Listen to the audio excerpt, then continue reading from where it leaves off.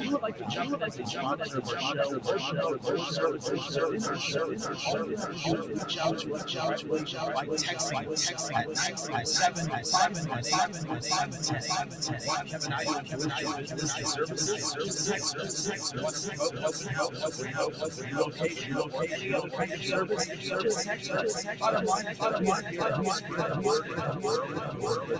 text us today.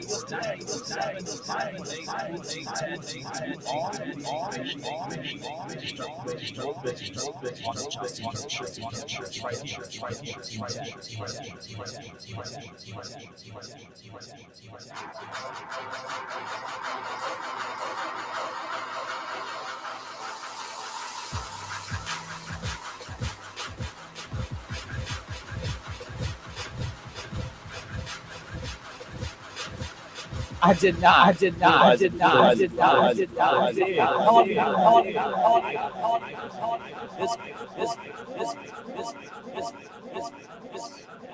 Also having all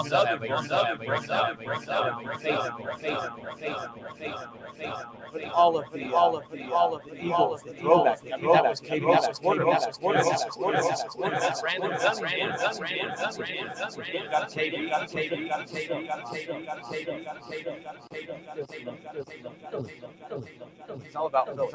all about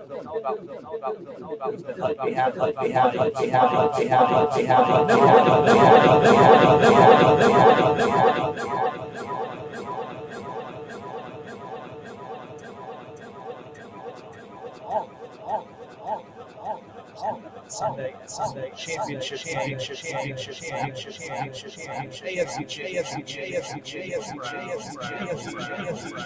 One day.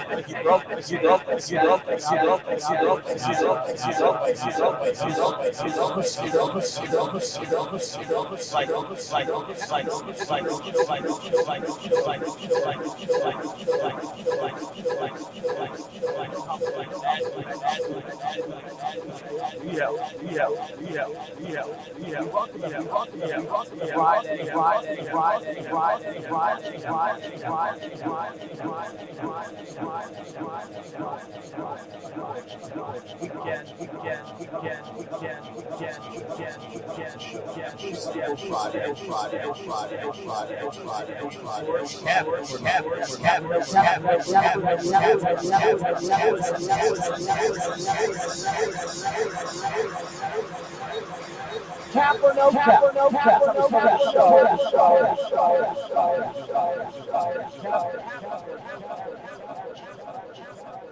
before we get into all of the Bengals and the Chiefs predictions, all the Eagles,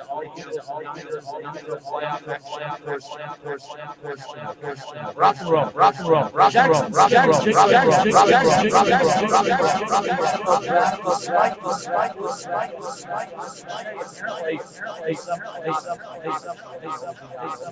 the anonymous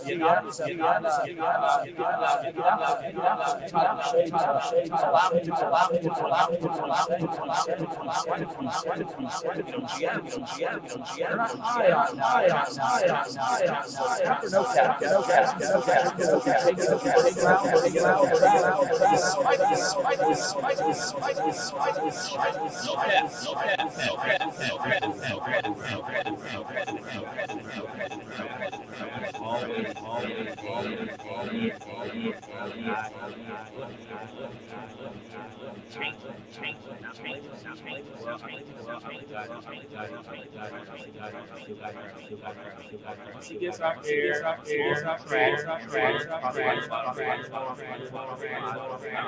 not going to run a 4-2 or 4-3. He's not that type of receiver, but he's a precise route runner, has great hands, and he'll be going probably around 17 and under.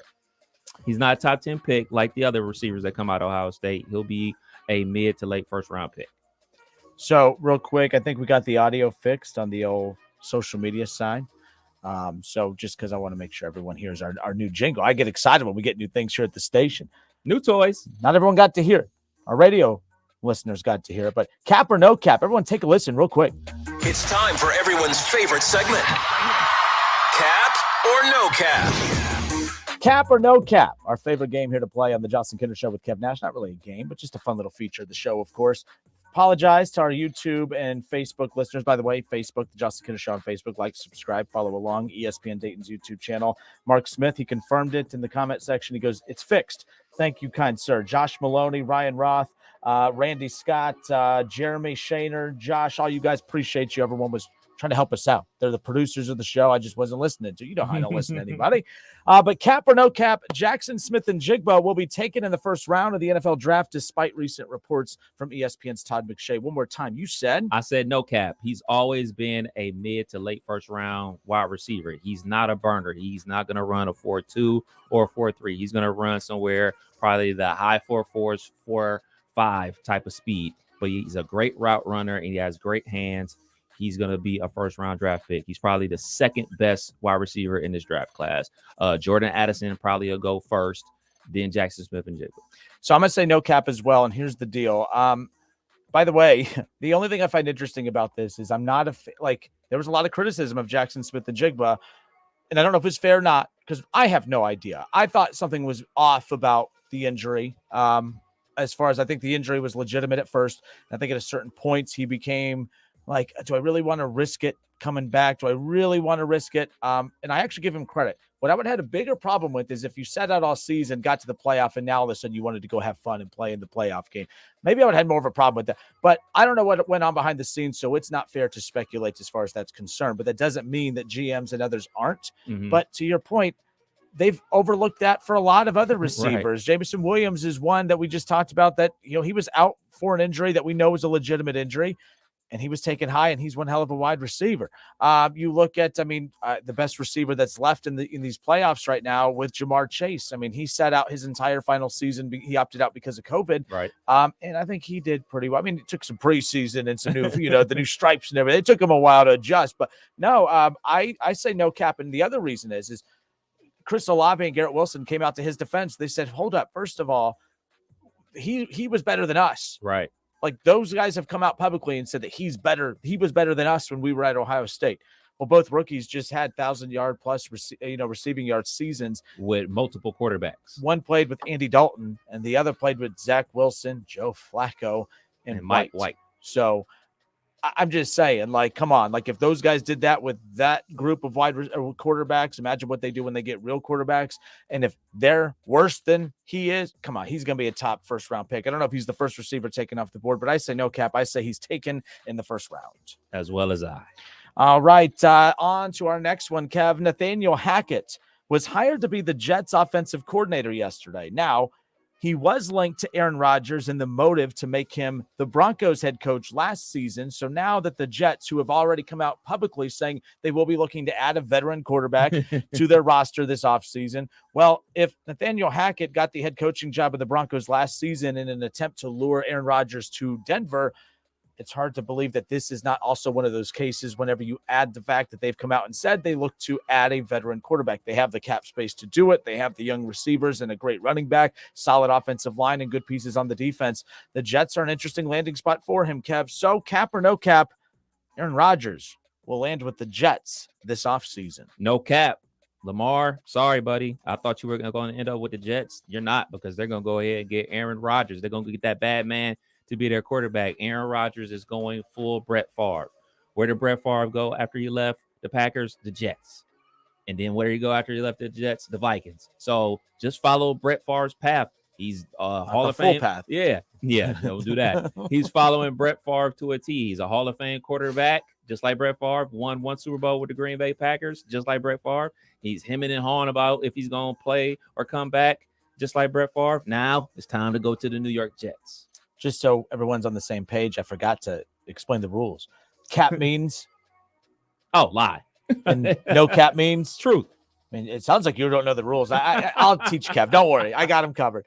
Cap means lie. No cap means truth. So if you're listening and I said, hey, Aaron Rodgers will be, the Jets quarterback this offseason, Kev says no cap. No cap.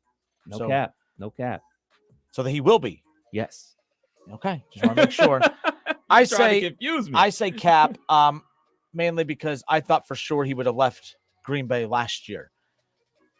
But I don't know, man. I think he learned a lesson last year. I think maybe his ego made him feel like he can go out there and just sling it with anybody. I think it was a much harder season than he had anticipated. I think he's too old to have these hard seasons. I don't think he's interested in grooming these guys to, grow to be great wide receivers. I don't think he wants that. I think the Jets, although they're still young as well, like they have legitimate talent there. I think he can go there and win right away. And I think he does want to win a Super Bowl before it's all said and done. And he wants that MVP. I think you can't win the Super Bowl without being an MVP level quarterback.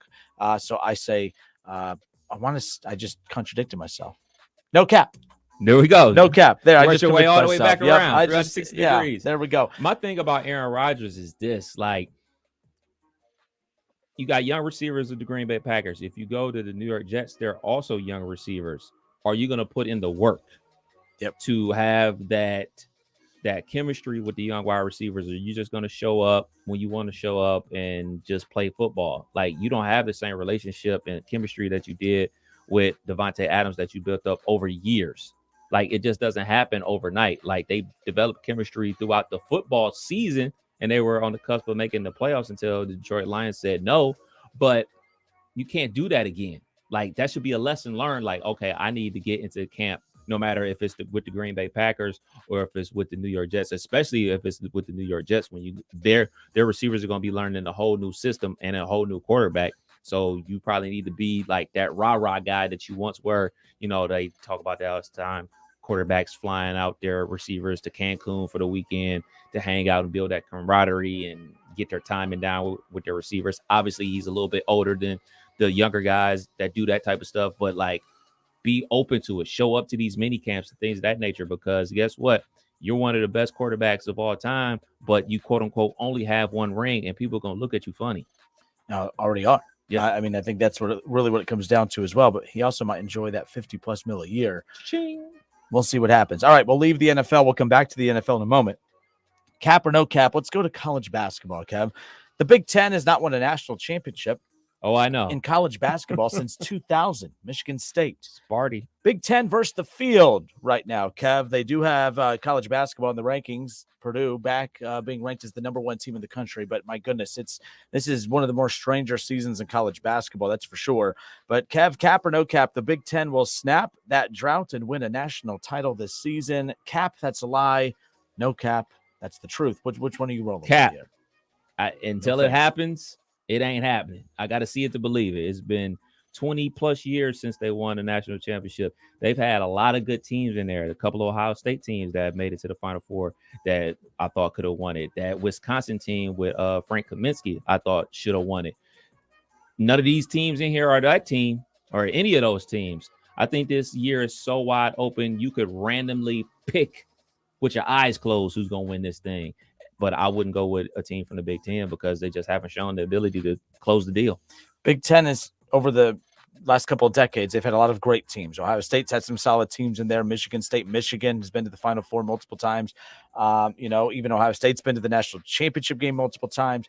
But I am going to say that the drought ends this season, and here's why. Because of all those good teams that the Big Ten has had, there's always just been significantly better teams. That's not an excuse as to why the Big Ten has not won one, because, again, you put your odds increase dramatically, especially in a tournament that upsets happen all the time. Mm-hmm. But there's no team this year. There's no elite team this year. The best team in the country, just because of size, athleticism, their ability to shoot and defend, it's Purdue. I'm not necessarily saying I'm rolling with Purdue, but it's going to be hard for me to get to that bracket and not pick Purdue when we get to the NCAA tournament. I'm a big fan of Illinois, the way that they defend, the athleticism out on the perimeter. They could shoot the ball. I like Illinois, but I'm going to say that it does come out of the Big Ten this year because they have as good a shot as anyone else right now because there is no favorite team. And right now, the number one team is Purdue out of the Big Ten. And I always like teams with size and teams that could shoot the basketball. So I'm going to go with Purdue and Big Ten as I sit here in January. There we go. So I say what, Cap. If Jaden Ivey was still there, yeah. But he's playing for the Pistons now. And I screwed it up. No Cap. Damn it. So close. But yes, you're all right. We'll stay in college basketball, Kev. 2008. Mm-hmm. That's a significant year. You know why? Do tell. 2008. Now here, 1410 ESPN Radio. We are Dayton's radio home of the Ohio State Buckeyes. Not just football, but basketball as well. So we focus on Ohio State basketball. We talk a lot of UD basketball. Of course, we always love giving love to our alma mater, the Wright State Raiders, of course. But 2008, Kev, was the last time that there was an NCAA tournament that did not feature either the Dayton Flyers, the Ohio State Buckeyes, or Wright State. Wow. So with that being said, that's very random. That's very random. But cap or no cap, Wright State, Dayton, and Ohio State will once again miss the NCAA tournament for the first time altogether since 2008. Cap or no cap? No cap. It's not looking good. It's just not looking good. It's just not. I would say the best team that has a chance to make it is UD. I don't see the Buckeyes making. They're definitely not going to get an at-large bid the way they keep losing games left and right. Obviously, the Horizon is a one-bid league. So UD has the most talent in their conference. So they obviously have to win their conference tournament to make sure they're in there. I would say it's still no cap, though, man, because I don't think that any of these teams are going to win their conference tournament. So I'm going to say cap. And I know this sounds silly, but the thing is, the reason I find this interesting is all three teams are all in the same spot. They're all traditionally really good basketball teams within their conference, but all three of them they'll have surprising wins and they'll have surprising losses. Ohio State has some wins this year that you're like, man, they're pretty good. And then they lose to teams that you're like, what's going on? Dayton, I do not see making the NCAA tournament because I'm tired of hearing about the fact that, the injuries. Well, they have a full roster right now and they're still actually playing their worst basketball. I'm not saying they can't get better, but based on where we're at right now, they make me nervous. They have all the talent in the world and they're losing to Rhode Island, I was listening to Talking Out Loud with Sully last night. Archie Miller and his entire tenure as being a head coach at the college basketball ranks, that's the worst roster he has ever had. And that roster just beat one of the best rosters Dayton's ever had. So that's interesting to me. They lost to George Washington. They're getting worse as the season goes on. There's just something that seems off. Plus, they have to do something that they haven't done in decades, which is win the A-10 tournament. I don't see that happening. Ohio State, they have a good shot at making the NCAA tournament because if they just string together about 5 more good quality wins out of the Big Ten because they present so many opportunities, I'm not saying they'll be a high seed. They'll be a low seed. They could be a first 4 team, at the end of the day. They have a good shot at getting in. And I watched Wright State last night. They punched the number 1 team in the conference in the mouth. Wright State's played some bad basketball this year, but they're not a bad team. They've just been playing bad basketball, kind of like we talked about with UD. But the difference is I'm more confident, and this will strike a chord with people. I'm more confident in Wright State's coach, who traditionally their teams always get better as the season goes on. And I like Scott Nagy. I like Wright State. I actually think they have a very good shot to win their conference tournament despite the slow start to conference play. I'm going to say no cap. Okay. I'm going to say no or cap. Damn it. Did I mess it up again? You messed it up twice. I messed it up all this whole time. I messed it up. It's the new intro music. Yeah, that's what it is. Usually I have more of a flow head again. So my point is, I think Ohio State, Wright State have a very good shot at making the NCAA tournament, but Wright State has a good shot to win their conference tournament. I don't have confidence in UD right now. And I think Ohio State, the reason they have a shot, they still have talent, and they're going to have a lot of games coming up that's going to put them in position if they win these to get that at-large bid. Low seed, but we'll see what happens. We'll see. All right, Kev, last up here on Cap or No Cap, the Bengals currently have a 10-game win streak. Wow. As they head into Arrowhead this Sunday night. The Bengals win streak will be taking into the 2023 regular season. It's like I'm almost trying to trick us into giving our predictions right here, right now, in Cap or No Cap to kick off the show. Cap or No Cap. The Bengals win streak will be taken into the 2023 regular season. Wow. That means they win 2? That means that means they're taking the win streak and a Super Bowl into 2023. Cap as well. We don't need to do analysis if you don't want to. I mean, we just say cap. I mean, that's no. That's no.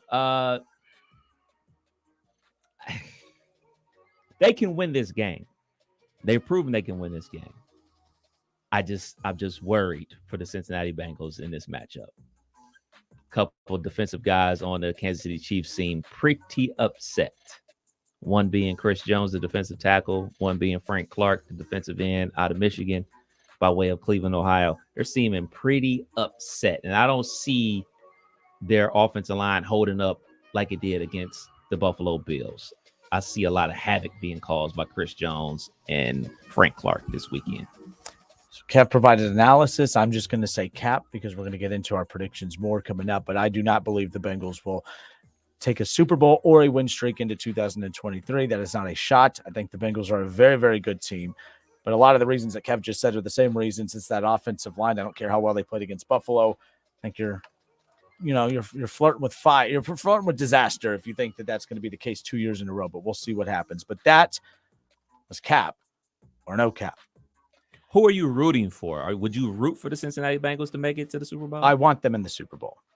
I want the Bengals and I want the Niners. That weird. I wanted the Bengals and Niners last year. Mm-hmm. I thought that nostalgia of just the fact that, the Niners and Bengals, how many times they've played in the Super Bowl. And, if the Bengals are able to get their first Super Bowl win to do it over the Niners, I think would just kind of be, full circle type thing. If I take my hater cap off and just being a football fan, a feel-good story is not just winning your first Super Bowl, but to do it against a team that for decades, every time you end up in the Super Bowl, that's the team that gets in your way.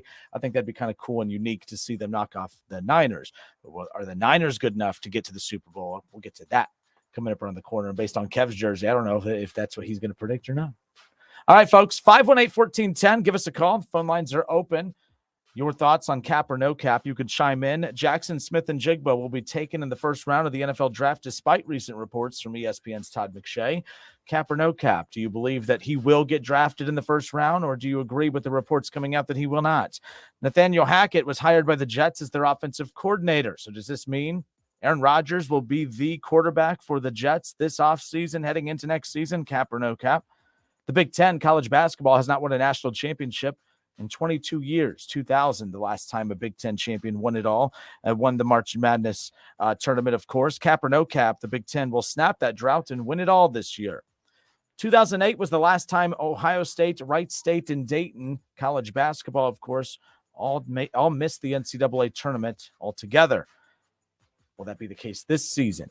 Well, all three will miss the tournament this season as well. Cap or no cap? Chime in the comment section. And then last but not least, the Bengals 10-game win streak.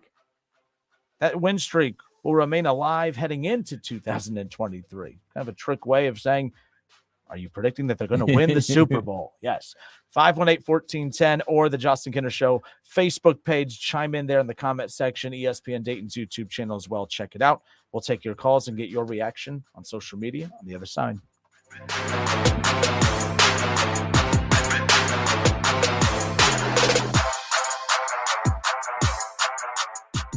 I'm Terry Krupp of Laird's Tax and Accounting, serving this area's tax and accounting needs for over 80 years. Tax season is here. We invite you to discover how we can make your tax filing experience easier. Our professional staff assures your return is accurate with maximum use of legitimate deductions. Since our founding, we have been trusted because of our knowledge of the tax code and for standing behind your return if the IRS calls. Contact us at 937-325-6571. Information at lairdstax.com. $5,000 sign-on bonus. That's right. My friends at Cordell Transportation are now hiring experienced Class A CDL drivers with excellent work history. If that's you, apply now. Cordell Transportation offers home daily dedicated lanes, no-touch freight, and brand new equipment, plus a $5,000 sign-on bonus paid over 18 months, paid orientation, and company 401k with company match. Apply online at CordellTransportation.com. Cordell Transportation, driven to succeed.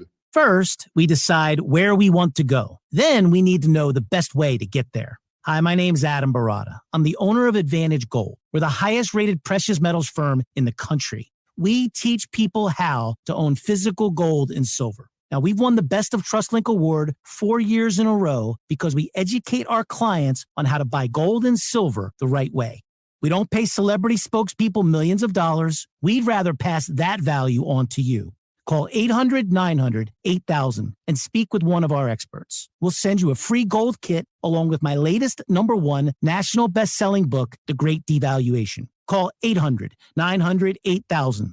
That's 800-900-8000. Get the best information, the best process, the best service, the best value. Call Advantage Gold at 800-900-8000. Call 800-900-8000. Advantage Gold is not an investment advisor or a tax advisor. Consult with your financial advisor before investing. Hi, this is Mike Foley, your Montgomery County Clerk of Courts. I'd like to invite you to my new series called Connecting with the Community. On the third Tuesday of each month, I will be hosting a monthly discussion where citizens can come and learn more about different areas of local government. Connecting with the Community will be held at the new Employment Opportunity Center in the Westtown Shopping Center on West 3rd Street. On Tuesday, February 21st at 6 p.m., Greater Dayton Premier Management will be here. Brought to you by Mike Foley, your Montgomery County Clerk of Courts. It's time to say goodnight to that check engine light with the free AutoZone Fix Finder service. It'll help troubleshoot the likely cause of your light for free. Restrictions apply. Get in the zone. AutoZone. You want more local content from Dayton's ESPN radio station, 1410 Wing AM? Make sure you subscribe to the WING 1410 Dayton YouTube channel, where you can watch all your local shows live or go back and rewatch previous episodes of The Justin Kinner Show with Kev Nash, The Keith Byers Show, Talking Out Loud with Sully, and more. On Twitter, make sure to give us a follow. Search 1410 Kinner for Justin Kinner on Twitter. That's 1410 KINNER. And ESPN Dayton for the station Twitter handle.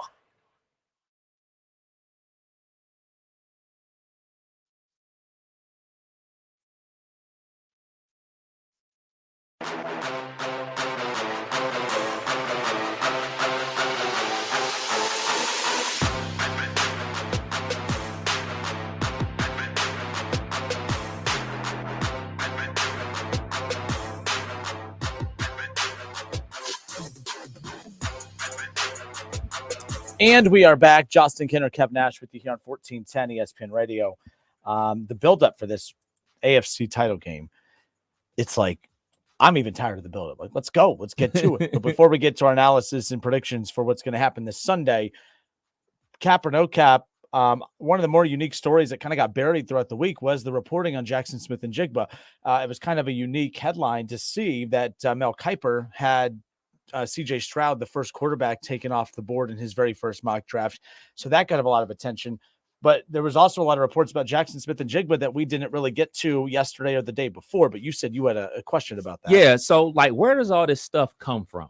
Because it seems like it's always a guy in the draft that's a very good college football player that gets labeled. This happened with Justin Fields, like, before his draft. He's not a hard worker. He's super quiet, and we don't sure he's a real leader. Like, it always seems like it's a guy that gets pegged as he's not a hard worker. He's not this, he's not that, but somehow they seem to always excel when they're in college. But it just seems like it's always one guy that just randomly gets picked. I remember Deshaun Watson was like that when he came out of college. Like, wait a minute. He just was in the national championship game versus Alabama, put up 40-some points. They ultimately lost that game. And then the rematch versus Alabama, he led his team to victory. But somehow, some way, he's not really not that guy. So in this case, we have two guys. We have Jackson Smith-Njigba and we have Jalen Carter out of Georgia, the defensive tackle, who seem to be the guys that people are hitting with that red X to say they're not that guy. They're not this guy. They're bad teammates, or they're questioning their love of football. Where does all this come from? So I've always had a problem with this. I mean, you want to talk about like slander and libel and stuff like that. Like, maybe I'm being dramatic here, but these dumb comments, they cost people money, and they cost people a lot of money. Now, we don't feel bad for millionaire NFL guys going to be drafted in the first round or second round. No one, but like, honestly, if you look at the gap between the slotted draft picks in the later first round and the second round, like, there's millions of dollars that separate where you fall. And if you fall because some nerdy dude in an office doesn't have the cojones to come out and put his name next to that opinion, I have a problem with that. And then I also have a problem with Todd McShay and Mel Kiper and guys like that. And even if we were fortunate enough to get them on our show, those are big name guests and I would love it. I have a problem with guys like Mel Kiper and the way they go about reporting on this. I know they're not doing it like maliciously, but it does play a big impact on where these guys get drafted and the money that they make and the perception that they have. Like, I have a huge problem with it. Our job is fun. At times I get into the heat of the conversation and forget that, the athletes we talk about are people, and that's on me. And I always have to remind myself that, hey, and I run into it when I meet athletes. Like when I met JT Barrett, all of a sudden, he's a very, very nice dude. I'll never say anything bad about him again. And like, he was very cool. And to be fair, he may not know everything that I've said on the air and all that type of stuff, but like, I get in that, but like, what I say just makes me sound like a jerk. What I say is not costing people. What Todd McShay is doing is costing people money, and all he cares about is growing his social media following and getting to get the reporting first. But that's not reporting to me. I just feel like as a reporter, you should have the responsibility of, hey, for something like this that could potentially knock a guy back in the draft and cost him money, you can't be doing this anonymous source stuff. I mean, I guess you can, freedom of the press, yada, yada. I just have a huge problem with it because, yes, for content purposes, I buy into it. Justin Fields, all that stuff, we defended it because we're Buckeye fans. But right, if a report comes out about Bryce Young, are we going to be as passionate about defending Bryce Young as what Alabama radio hosts will? Probably not. Right. So I have, for as cutthroat as I am on the air and as much as I attack people, I have I get bothered by this reporting every year. I think it's wrong. Unless Todd McShay can come out and say, hey, Duke Tobin of the Cincinnati Bengals, they need a quarterback, and they have some serious doubts about the leadership qualities of Justin Fields. That's why they don't want to draft him. At least there's a name, and you can report. Now Duke Tobin's responsible to answer to why he says these things. But I think it's cowardly of Todd McShay and the anonymous sources that say these things but don't have the guts to say it publicly. I have a huge problem with that, Kev, because it's costing these dudes money. I think that's messed up. And they're wrong. The Field stuff was BS. Right. That was wrong. Look at what we're watching on the field. That's all BS. They do this every single year, and I have a huge, huge problem with it. So for the Todd McShay and the Mel Kiper part, or any reporter out there, I really don't have a problem with them quoting anonymous source because they have to keep those sources. I do have a problem with those sources saying, I want to remain anonymous. You bold enough to say it to a reporter, be bold enough to put it on wax. Yep. Be bold enough to put it on wax. If that's how you feel about a player, which is perfectly fine. If you don't think he's good, you don't think he's good because you're not going to draft him. That's fine. I get it. I understand. And I understand part of this stuff has to be kind of cloak and dagger, kind of hide behind the scenes, because if you fall in love with this guy, oh man, this is offensive tackle out of Toledo, man, he's a monster. If we just keep quiet, we can we can snag him in the second round. Nobody will know. We'll be good. We'll find a hidden gem. I understand that. But when we're talking like a whole bunch of first round caliber type of guys, unless we're talking about some very shady stuff, like what are we talking about here? Like, we're talking about a dude that had an injury, and they're saying like they don't believe he was really injured. Well, guess what? All that stuff is going to come out in the wash because they're going to run him through the cycle. They're going to do all the medical testing in the world on his knee or his hamstring or whatever and find out. And the bad teammate thing, does a defensive tackle need to be a good teammate?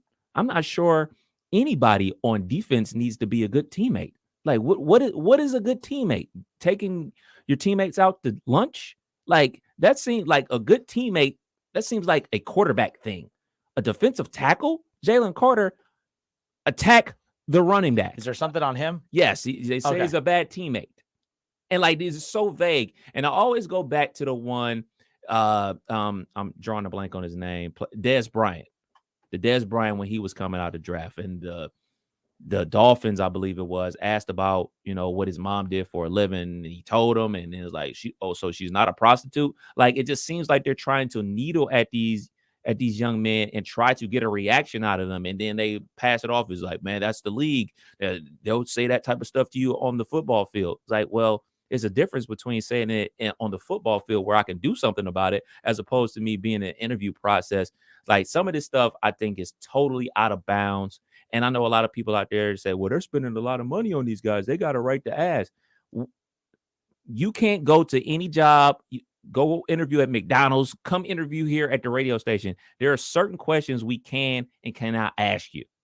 Like, I got big problems with some of this stuff, man. And that's why, if you're not labeled, once you're labeled as something, you have to work so much harder to overcome that label that's put on you. So all this whole entire football season where Jackson Smith-Njigba didn't play for whatever reason, be it the hamstring or be it he was trying to protect himself, he has to overcome that label. And that's fair because he didn't play. That's absolutely fair.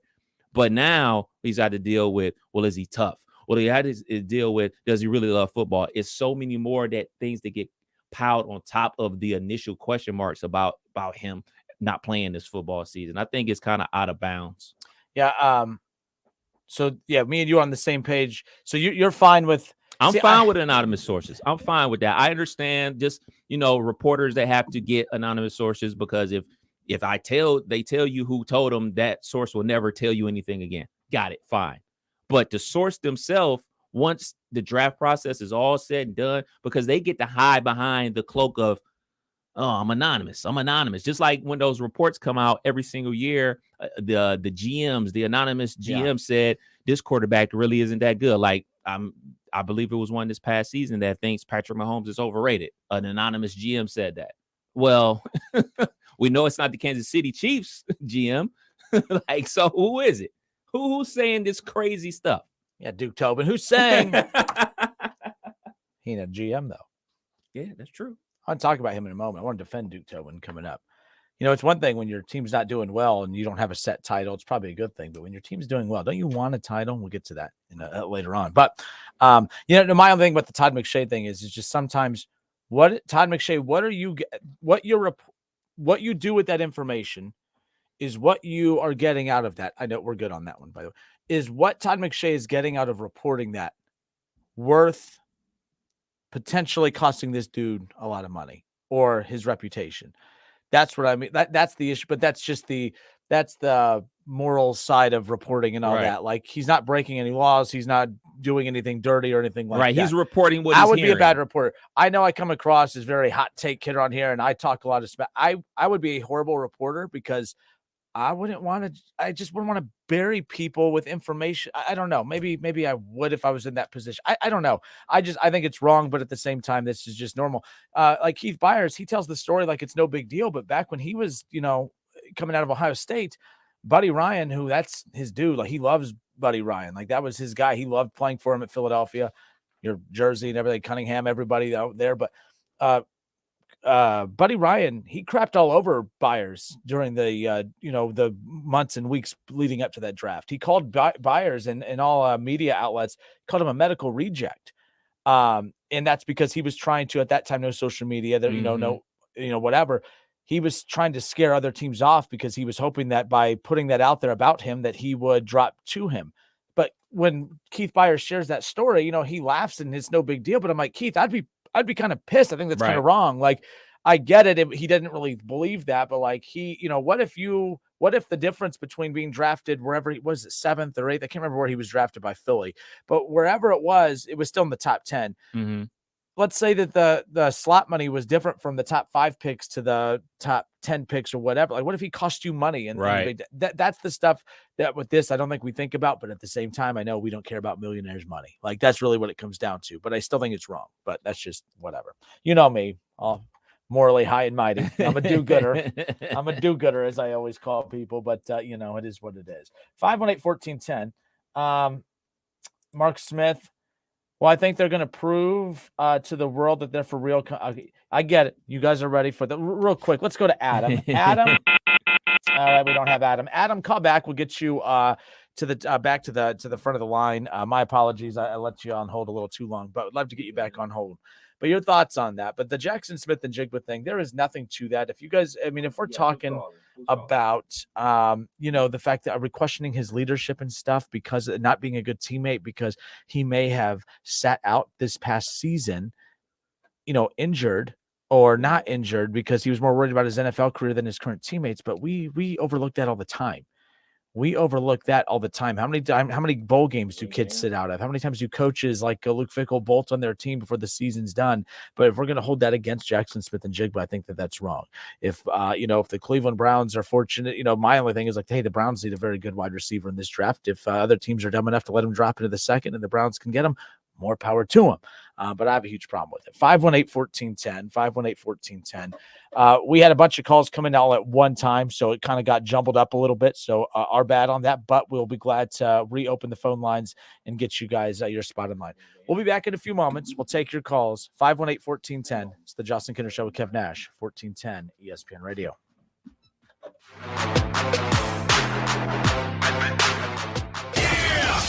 It's the Justin Kinner Show with Kev Nash on 1410 ESPN Radio. First, we decide where we want to go. Then we need to know the best way to get there. Hi, my name's Adam Barada. I'm the owner of Advantage Gold. We're the highest rated precious metals firm in the country. We teach people how to own physical gold and silver. Now, we've won the Best of TrustLink Award 4 years in a row because we educate our clients on how to buy gold and silver the right way. We don't pay celebrity spokespeople millions of dollars. We'd rather pass that value on to you. Call 800-900-8000 and speak with one of our experts. We'll send you a free gold kit along with my latest #1 national best-selling book, The Great Devaluation. Call 800-900-8000. That's 800-900-8000. Get the best information, the best process, the best service, the best value. Call Advantage Gold at 800-900-8000. Call 800-900-8000. Advantage Gold is not an investment advisor or a tax advisor. Consult with your financial advisor before investing. Hi, Greg McAfee here with McAfee Heating and Air. Dayton was founded on blue-collar work. Many Daytonians worked at companies like NCR, McCall's Publishing, Delco, and the Huffy Corporation. Blue-collar work set Dayton apart in innovation and forward thinking. And today, we have a company like McAfee Heating and Air. Our apprenticeship program is a perfect opportunity to get paid while you learn. Go to mcair.com and apply today. Did you know that 3 Ohioans are diagnosed with oral cancer every day? Dentists are doctors of dental surgery and can recognize life-threatening conditions and treat oral diseases before they become serious health complications. Ohio Dental Association member dentists are located throughout the state and are dedicated to providing the highest quality dental care. Ask if your dentist is a member of the Ohio Dental Association and American Dental Association, so you know you're being treated by the best. To find an ODA dentist in your area, visit associationsadvanceohio.com. Science proves quality sleep is vital to your mental, emotional, and physical health. The Sleep Number 360 smart bed senses your movements and automatically adjusts to help keep you both effortlessly comfortable. And it's temperature balancing, so you stay cool. So you're at your best for yourself and those you care about most. Life-changing sleep, only from Sleep Number. And now save $1,000 on the Sleep Number 360 Special Edition Smart Bed Queen, only $19.99, plus special financing, only for a limited time. To learn more, go to sleepnumber.com. Special financing subject to credit approval. Minimum monthly payments required. See store for details. Finding great candidates to hire can be like, well, trying to find a needle in a haystack. Sure, you can post your job to some job board, but then all you can do is hope the right person comes along, which is why you should try ZipRecruiter for free at ZipRecruiter.com/free. ZipRecruiter doesn't depend on candidates finding you. Its powerful technology identifies people with the right experience and actively invites them to apply to your job. You get qualified candidates fast. So while other companies might deliver a lot of hay, ZipRecruiter finds you what you're looking for. The needle in the haystack. 4 out of 5 employers who post a job on ZipRecruiter get a quality candidate through the site within the first day. ZipRecruiter, the smartest way to hire. And right now, you can try ZipRecruiter for free. That's right, free. Just go to this exclusive web address, ZipRecruiter.com/free. That's ZipRecruiter.com/free. ZipRecruiter.com/free. Save big money on your next kitchen update, now at Menards. Custom craft countertops are low maintenance, easy to install, and have a classy design. Browse our wide variety of mix and match styles and finishes for a look that's sure to wow on a budget. Menards offers a great selection of solid surfaces, laminates, and quartz countertops that will surely complement your kitchen remodel. Visit a Menards store near you and save big money on custom craft countertops. Save big money at Menards. Get in the zone, AutoZone. Welcome to AutoZone. What are you working on today? Starting trouble. No one likes that. We'll get you set up for some stronger starts. You might just need a fresh charge, and we'll take care of that free of charge. But if it is time for a new battery, we've got replacement batteries that'll fit your needs, starting at just $79.99. You can learn more about our battery selection at AutoZone.com. That's what makes us America's #1 battery destination. Get in the zone, AutoZone. Claim based on data from the NPD Group 2021. Yo, Pablo Torre here, host of the ESPN Daily Podcast. When you want to go beyond your feed, when you want to get inside the score, when you want to get behind the highlight, there's ESPN Daily. Go deeper into the stories of the moment. Get the exclusive access and insider perspective that only ESPN can give you. ESPN Daily, hosted by me, Pablo Torre. Listen and subscribe wherever you get your podcasts. When you least expect it, life happens. You can count on McAfee's 24/7 service to be there when it does. Any season, anytime, McAfee. DraftKings Sportsbook, an official sports betting partner of the NFL, is officially live in Ohio, right in time for the NFL playoffs. Now you can legally bet on all your favorite sports, anytime and anywhere, right here in Ohio with DraftKings. For a limited time, new customers who sign up with promo code WING1410 and bet $5 or more will receive $200 in bonus bets instantly. Now, just because my Pittsburgh Steelers didn't make the playoffs doesn't mean I shouldn't try to make some money with some same-game parlays and player props. Download the DraftKings Sportsbook app now. New customers can use promo code WING1410 to get $200 in bonus bets instantly when you place a $5 bet on anything. Only at DraftKings Sportsbook with code WING1410. Gambling problem? Call 1-800-GAMBLER. 21 and up. Physically present in Ohio. Valid one offer per first-time depositor who have not already redeemed $200 in free bets via pre-launch offer. Minimum $5 deposit and wager. $200 issued as bonus bets. Eligibility restrictions apply. See DKNG.co/OH for terms. Whether you're at home, at work, or in your car, tune in to ESPN 1410 Wing AM or stream us live at wingam.com.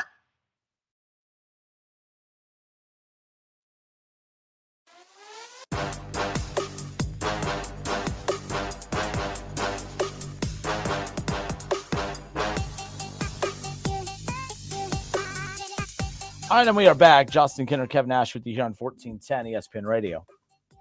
You know, it's interesting, all this Jackson Smith and Jigba talking. By the way, all Bengals talk coming up here in hour 2. I promise you. We will get into the AFC Championship conversation here in just one moment. Last thing as we tie up the conversation on the Jackson Smith and Jigba thing, Bengals related.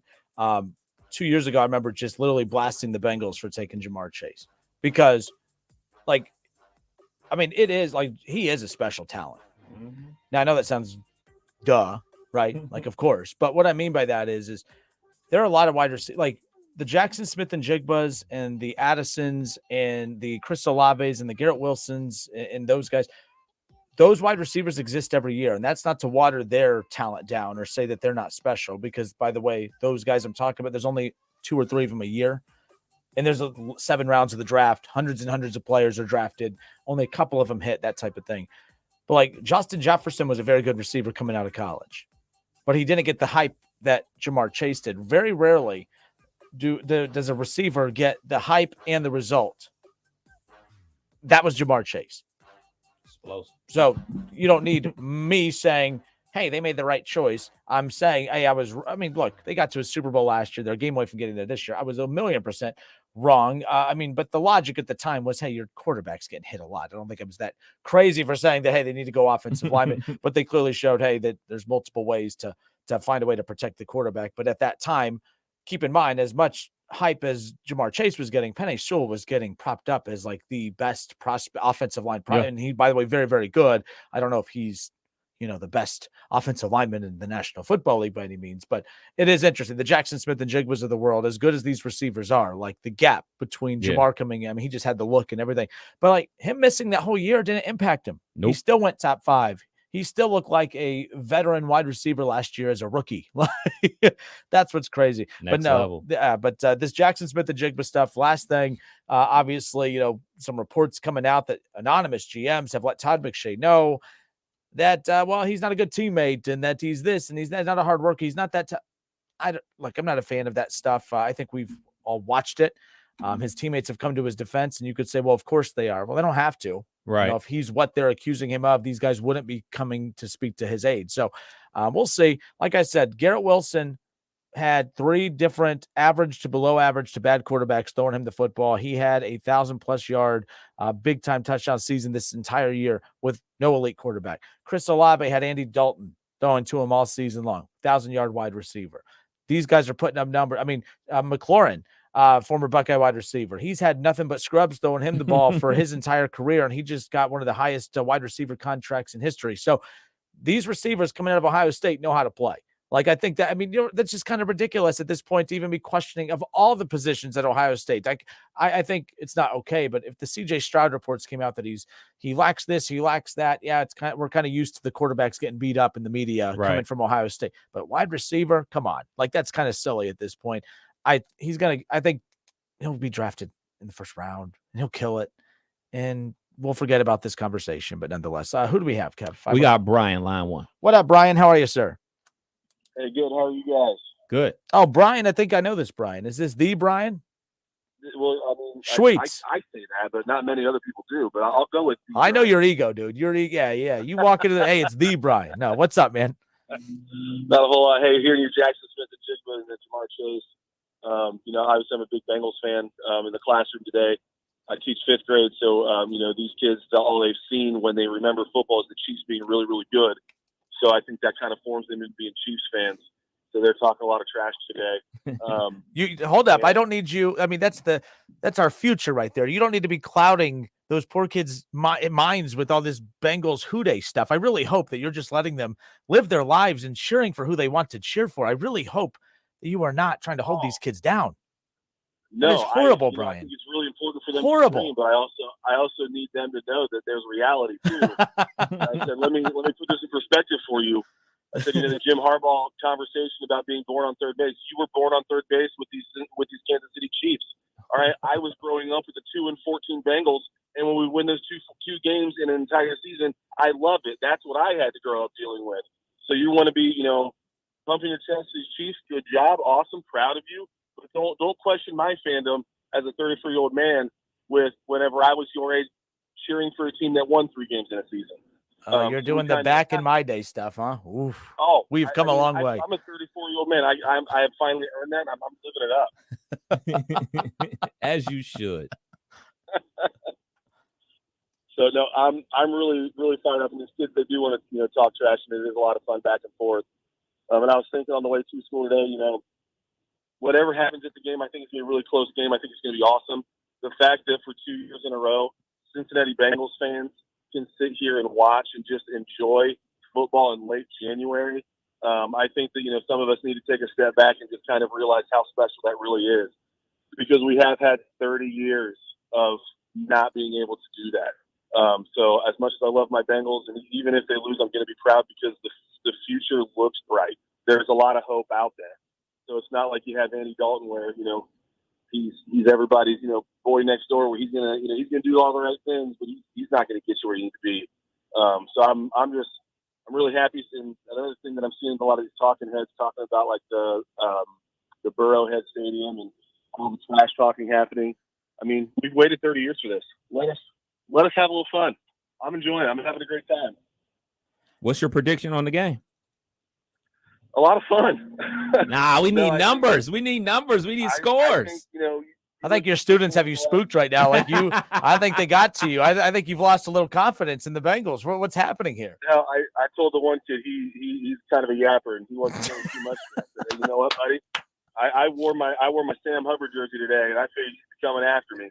You haven't said anything, which tells me you're scared. That's what that tells me. He is so scared. I By the think way, it's gonna Brian be is a ginormous. He's a 27-30, something in that order. Wow. I think the Bengals are going to get it done.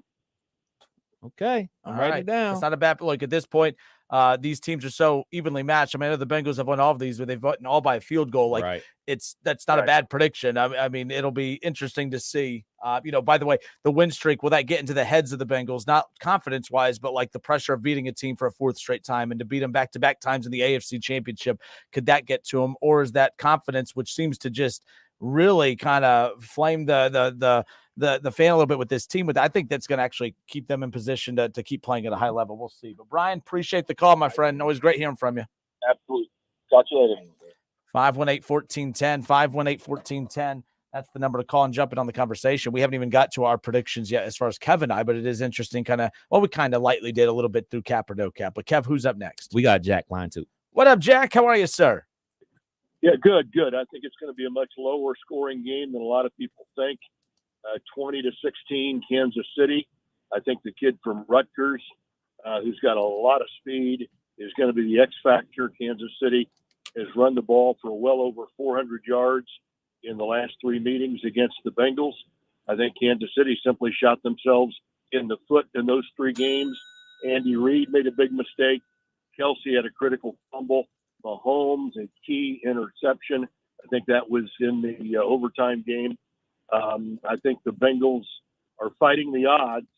There was a 9% chance they even make the playoffs after losing the first 2.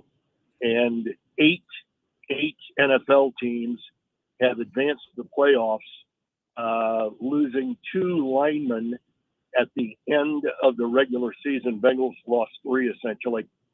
2 of those 8 won the first playoff game.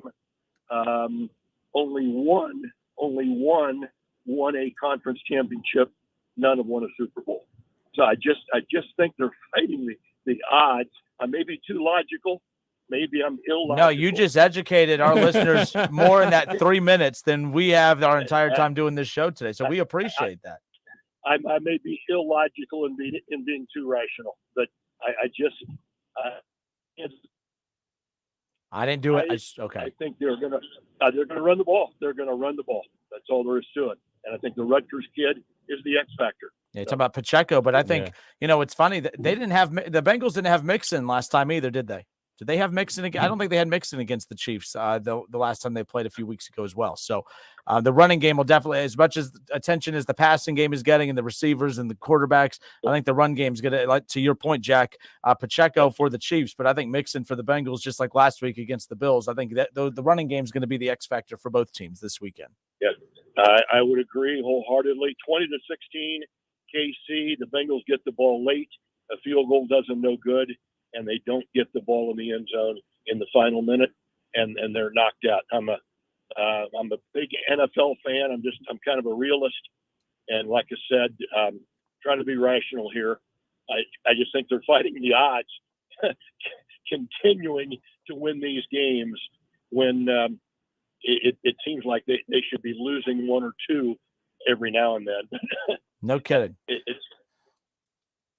It's amazing, but I think the streak comes to an end on Sunday.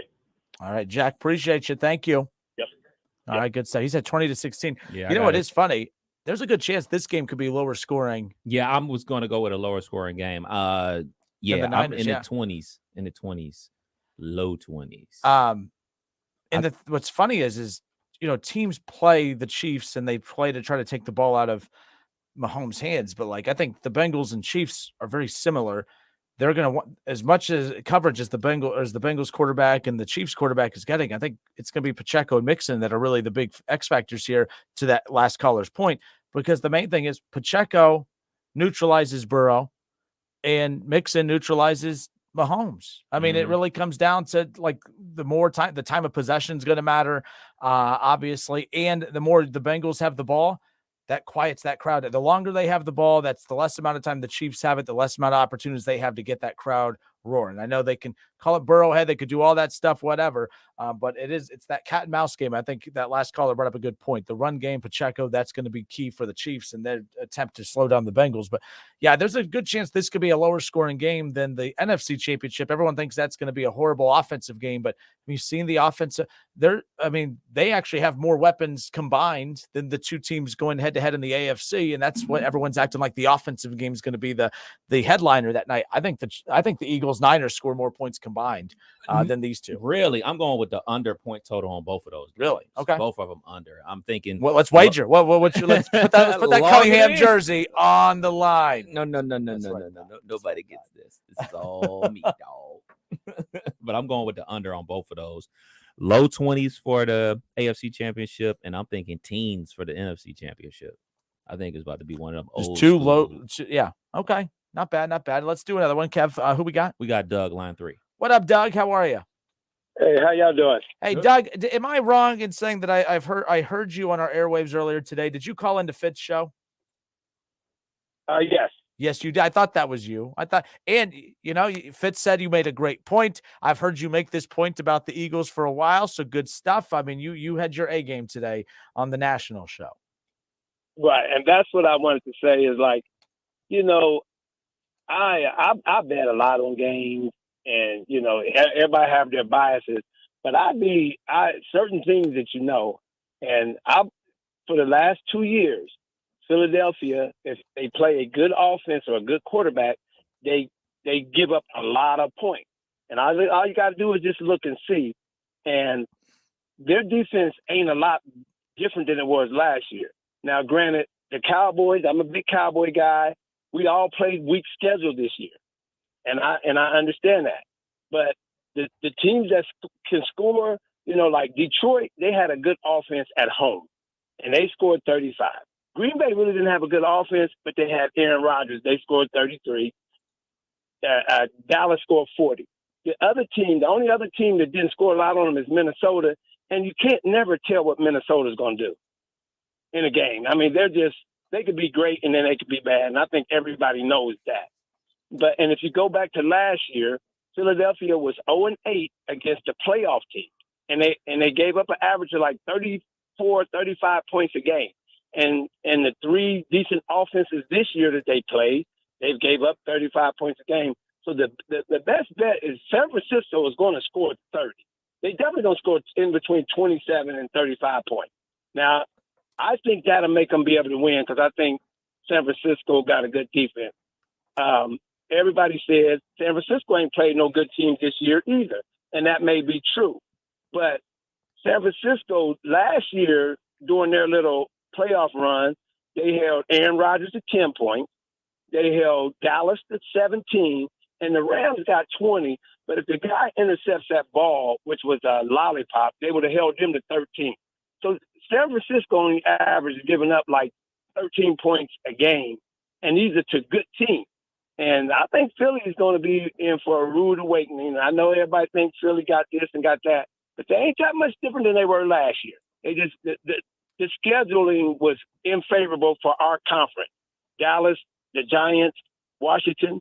I mean, it has to be true due to the scheduling because you have 4 teams that could have made the playoff, and nobody thought nothing of. We were the NFC least. That's what everybody called us. And we should have had 4 teams make the playoff. If they don't let what's the quarterback? If they don't let Wentz play, Washington would have made the playoffs too. So we really beat up on Indianapolis division and Tampa Bay division and our own division. So yeah, that's why everybody has such a great record over there. So we'll see. My best bet is San Francisco over. All right.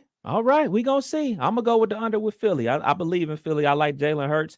I think that A.J. Brown's going to get heavily involved in the passing game this upcoming week. He only had, 3 catches last week, but they didn't need him because they just ran the ball all over the New York Giants. So I'm going to roll with Philly. I'm going to roll with Philly over San Francisco because at some point they're going to have to make Brock Purdy play like a 7th round pick.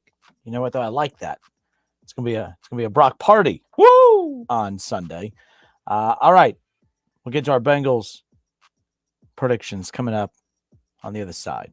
Appreciate the calls. Keep them coming. 518-1410. But yes, Doug, our last caller, was listening to Fitt's show a little bit, driving around town, running some errands. All of a sudden I hear, let's go to Dayton. We got Doug in Dayton. I'm like, hey, I know that voice. And I know that opinion. He's let that opinion be known quite some time. He's been trying to discredit the Eagles' run. I didn't hear from Doug last week after Dak threw those interceptions. Oof. That was not good. At all. That was not good. There's that. And I'm a Dak guy. What up, Jake Whiting? Jake says the mayor of Cincinnati is declaring Joe Burrow Patrick Mahomes' father. This is awful. What's happening? He tagged me in something in the mayor of Cincinnati, I guess, released some little video, whatever. I don't know.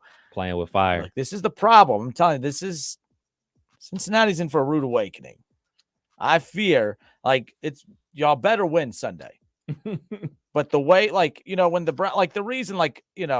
Browns would beat the Bengals and I would release that video of me just doing the Stephen A. Smith laugh, the troll job, nothing original at all, classic Kinner. I enjoyed that because that wasn't like the Browns squeaking by the Bengals. That was the Browns whooping the Bengals' ass throughout that whole streak. I mean, it was pretty fun. I enjoyed it. It's all I had. But you guys act like you've been just beating up Kansas City. You act like that they have no answer. You want to know what the answer is for them? They just need to find a way to have the ball last. I mean, that's really what it comes down to. I mean, all these wins, you are two evenly matched teams. Yes. You are the two best teams in the AFC. I just think too cocky right now. Too cocky. We've surpassed confidence, and I'm not doing the hater thing. We've passed confidence, Kev. This is just straight up being cocky at this point. And it's not just the team, it's the fans, it's everybody. I think this can lead to a big time haha moment on Sunday if they don't play their cards right. So Leads to heartbreak. I can honestly say a segment of the Cincinnati Bengals fan base is acting like the Dallas Cowboys in the 90s. When the Dallas Cowboys went back to back and then they eventually got back to the Super Bowl after losing I want to say the 49ers and then beat the Pittsburgh Steelers on their high horse. But the difference between the Cowboys and the Bengals is they already got the hardware. You don't have the hardware yet to be poking your chest out like you already won. You haven't won. This is still a very, very good team. They got a lot of dudes, I like to say, that's going to be wearing gold jackets. Kelsey will be wearing a gold jacket. Their head coach will be wearing a gold jacket. Their defensive coordinator is probably going to get a gold jacket. Oh, not to mention their quarterback going to get a gold jacket. So it ain't like y'all going up against some bums over there. You've lost to teams that are worse than them. You lost to my Pittsburgh Steelers week 1. We can't sit here and act like it's in the bag because of past accomplishments. You can't bring those extra 9 points that you beat Kansas City with in those other 3 matchups to this game. You don't get a 9-point advantage. You start at 0, and for y'all's sake, and for, let's be honest, the show's sake, I hope y'all win. So let's be clear. A wise man once said, yellow jacket, green jacket, who gives a blank? We'll be right back. 518-1410. Cockiness of the Bengals and the fans. It's going to come back and haunt you. We'll be right back.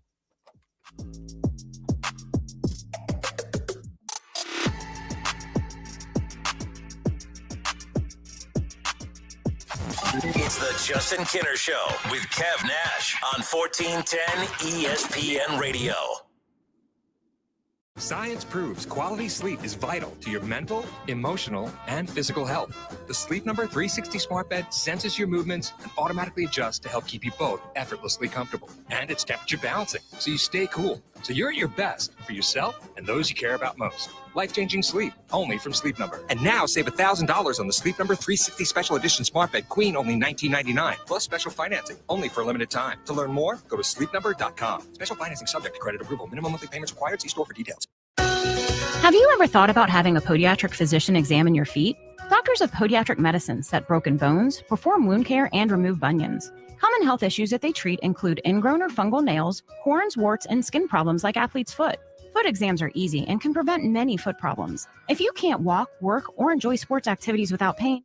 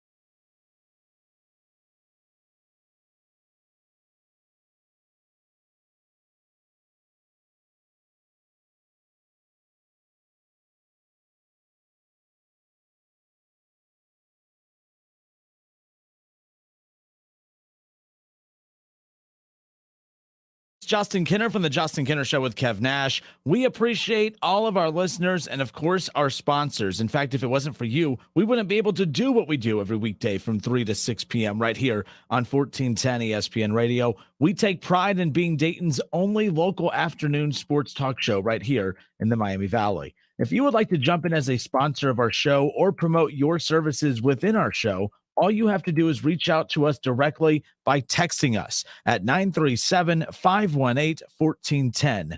Want Kevin and I to endorse your business and services? Just text us. You want to promote an open house, a grand opening, new location, or any other kind of service? Just text us. Bottom line is that we are here to help spread the word and help grow your business. Text us today, 937-518-1410, and we'll give you all of the information that you need to start promoting your business on the Justin Kinner Show with Kev Nash right here on 1410 ESPN Radio.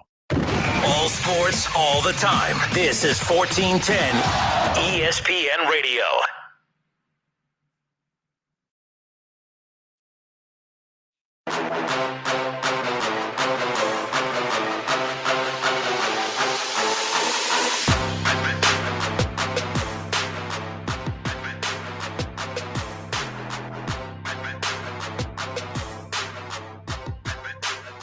All right, and we are back. Justin Kinner, Kev Nash with you here on 1410 ESPN Radio. AFC Championship game, Sunday night. We'll get back to your calls. I know a couple, actually quite a lot of you are on hold to weigh in on your predictions and just thoughts on the matchup. Look, the Cincinnati Bengals, if I take my hater cap off, as you all like to say, I wear proudly, this is a very cool story because Brian brought up a good point, a previous caller a little bit ago, when he brought up the fact that, like, hey, like, this is just something to enjoy. If you're a Bengals fan, enjoy this because it's one thing to be a playoff team. A lot of teams make the playoffs, but they don't get to feel that, like, sense of, like, man, we're the blank. Yeah. Like, that's the Bengals right now. They are a legit, I mean, if they win the Super Bowl, it's not a surprise anymore. In fact, we're at the point now where when the Bengals get knocked out of the playoffs, it's a surprise. Back then, it was a punchline. Like, of course, the Bengals got knocked out of the playoffs. That's, it was shocking that they made the playoffs. So, yes, enjoy this. But that's where the feel-good moment of it ends for me because, yes, I'm a Browns fan, but I'm taking that portion out of this as well.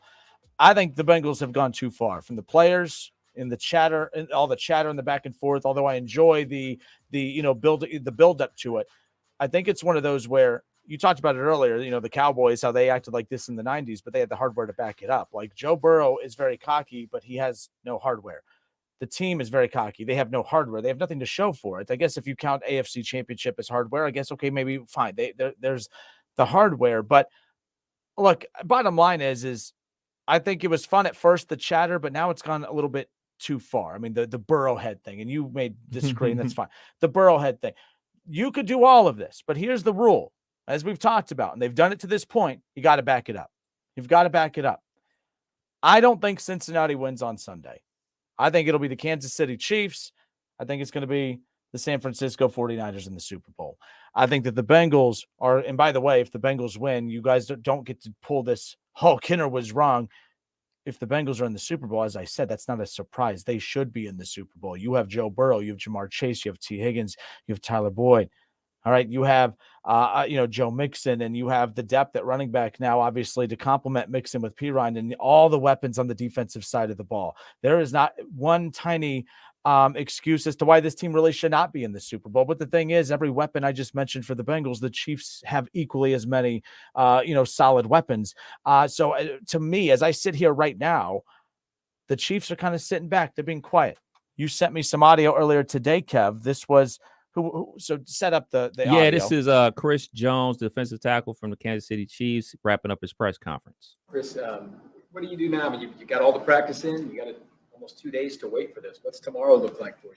Rest, watch a little more film, see what else I can pick up, and eliminate all distractions. Take care. See y'all at Burrowhead Stadium. Oh, what was that? See you at Burrowhead Stadium. They're not doing a whole lot of chatter. That's not necessarily completely true. Their linebacker did say yesterday, what's impressive about the Bengals. He said nothing. So they're getting their jabs in too. And I'm not going to say it's all on the Bengals, but the Niners or the Chiefs have that hardware. They have a quarterback that's been around the block a time or two, about to be a 2-time MVP, Super Bowl MVP, a Super Bowl winner. This is their 5th straight trip to the AFC Championship. You're like, this is a team that if their fans were as obnoxious as Bengals fans, it would at least make a little bit of sense. Bengals fans, it went from, man, everyone feels happy for you, to now it's starting to become a little hard to stomach. But the thing is, who cares what I think or anyone else thinks? Because if the Bengals win on Sunday, you know what? We got to deal with it for another 2 weeks and a full off season and all of next season, because this Bengals team is set up for long-term success. But here's the deal.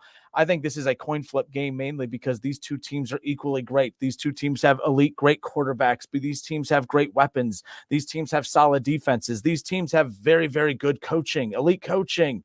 Y'all aren't sold on Zach Taylor, most of you, but I am. I like Zach Taylor. He's made the right adjustments. Anytime there's been some turbulence, he's been able to keep that plane in the air. Cool for Zach Taylor. I'm a big Zach Taylor fan as far as that's concerned. But the bottom line is this idea that you guys are just going to pummel the Chiefs because, well, you always pummel the Chiefs. You haven't pummeled the Chiefs. Not once have you pummeled the Chiefs, actually. There is not one situation, there's not one case at all that you could point at and say, we pummeled them. You've outscored them by 3 in how many straight matchups? You've had the ball last in how many straight matchups? Now, kudos to the defense for making the stops to put them in position to have the ball last. Kudos to Zach Taylor for managing the clock correctly, for them to be able to hold the Chiefs off from getting the ball back on the field. Kudos to Joe Burrow and the offense for being able to, he stepped up and made that big play on 3rd down. If he doesn't make that play on 3rd down in that final drive against the Chiefs about a month and a half ago, the Chiefs get the ball back and they have a shot to win that ball game. So I'm not saying that they don't deserve those wins. They made the plays they needed to, but you didn't dominate the Chiefs. That's why the Chiefs, they're not freaking out. We had the reporter on yesterday that was basically like, look, this is a weird scenario because, yes, the Bengals have come out on top in this little win streak of theirs, but it's not like most of these win streaks where another team just dominates the other team. Right. This is just straight up 2 good football teams, so the Bengals have been fortunate to have the ball last. I think both teams are going to be great on Sunday. I don't think either team's going to be outplayed. I think it's going to come down to who has the ball last. That means coaching and the run game, as we've talked about, that's going to be the big thing. But I just feel the Bengals have talked too much. I feel like there is a lot more pressure on them than the Chiefs at this point. In fact, the best thing that could have happened to the Chiefs, Kev, was that high ankle sprain for Patrick Mahomes. Because guess what? They lose another one to the Bengals. All right, you guys are obnoxious. The team's obnoxious. They're going to talk a lot of smack. That's great. Guess what? High ankle sprain. Cool. You beat Patrick Mahomes with the high ankle sprain. There's no pressure for the Chiefs. There's a little pressure. Don't get me wrong. You can't lose to the Bengals again. But they're at Arrowhead. That home field advantage, like, yes, you've beaten them there. Okay, fantastic. It's the AFC Championship game. You beat them once. Can you do it again? It's very unlikely to me. I think Patrick Mahomes, 2-time MVP, he's going to come out on top in this situation. He's going to go on to cap off his MVP season with another Super Bowl. I think the Chiefs come out on top on Sunday, and I think it's because the Bengals, all this talk, I think is finally going to rub them the wrong way, to the point where they're just going to want to literally rip his face off, Joe Burrow and company. The Bengals are no longer the feel-good story anymore. I think opposing teams now just totally dislike them, and I think it's going to come down to that the Chiefs are going to be more motivated, more locked in than ever before. Chiefs come out on top on Sunday, and they represent the AFC in the Super Bowl. Score. The score, I'm going to say it's still going to be, I could see it being low scoring like the caller had said previously, but I think it's going to be that 30-27, 27-24. I think it's going to be in that range. To give you a final score, I'm going to say 31-24 Chiefs. Still a 1-possession win, but by a touchdown. I think Patrick Mahomes leads them on a touchdown game-winning drive. Chiefs over the Bengals. I got Kansas City winning this game as well, even though I'll be rooting for the Cincinnati Bengals. I got Kansas City winning because whatever I said about 3 or 4 weeks ago when the Cincinnati Bengals beat Kansas City, just play that audio right here, right now, because I just didn't believe that the Cincinnati Bengals could beat them 3 times in a row. Now just change what I said about 3 to 4. Like, it's just difficult. It's difficult to do that, especially in this league, high stakes. And I mean, we want to talk about pressure. I think the pressure is all on Kansas City. It's on Kansas City because you do have the best quarterback in the league. It's on Kansas City because you do have the home field advantage. It's on Kansas City because guess what? The paying Mahomes is about to really start kicking in. So you about to have to start letting other guys go, potentially letting Frank Clark go in the offseason. So you have to get back to the Super Bowl to give Patrick Mahomes another opportunity to win the Super Bowl. I think all the pressure is on Kansas City. I ultimately believe they're going to get it done. I think the Bengals put up a great fight. I think Kansas City ultimately wins the game 24-20. I think it's going to be a lower scoring game than a lot of people think. So this came out about 20 minutes ago. Will that change my opinion? Bengals I've told you they've been lucky for the last 2 years. I mean, they catch some breaks. Let's just be real.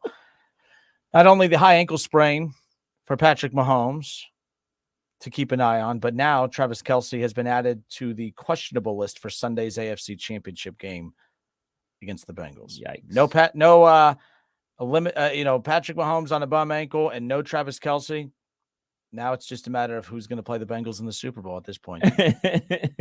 Good for them. So we'll see what happens. But no, so this is Tom Pelissero that Kelce did fully participate in practice today, but he was added to the injury report with a back issue and listed as questionable for Sunday's AFC Championship game against the Bengals. My thing is, I think he plays, but it's just going to be at what level of Travis, what level of Kelce do you get? But the two top playmakers in Mahomes and Kelce, both super banged up heading into this. They're champions. They're going to go out there and they're going to fight through it. But how fully healthy are they going to be? That's going to be the big question. That's going to have an impact on that game. That's for sure. But those two are going to fight through it. So no matter what, Bengals are without three of their offensive linemen up there. They're going through their own. The thing is, though, the Bengals lose a little of that soft spot for me when it comes to the offensive line excuse, because Joe Burrow got sacked 70 times last year, 30 times in the playoffs, and almost won a Super Bowl last year. So you can miss me with that stuff, because last year got sacked 9 times in the game and knocked out the 1 seed on the road. So he's Superman. Put your cape on then. Put your cape on then. I think he's going to have to in order to win this game. All right, 518-1410. Kev, who we got? We got AJ, line 1. What up, AJ? How are you, sir? Hey, what's up, guys? Hey. Yo, Justin. What up? Rarely do I agree with you, considering your penchant to be a hater towards the Bengals. But I got to tell you, I'm really nervous about this game, and I feel like the Bengals, in a short matter of time last year, a lot of people overlooked them. But this year, I feel like they're turning into the heel, to like the villain, and I do think they're a little bit overconfident heading into this game. Now that I just heard that report about Kelce, that makes me a little bit more optimistic, because I really think the key to the Bengals winning this game is to neutralize Kelce.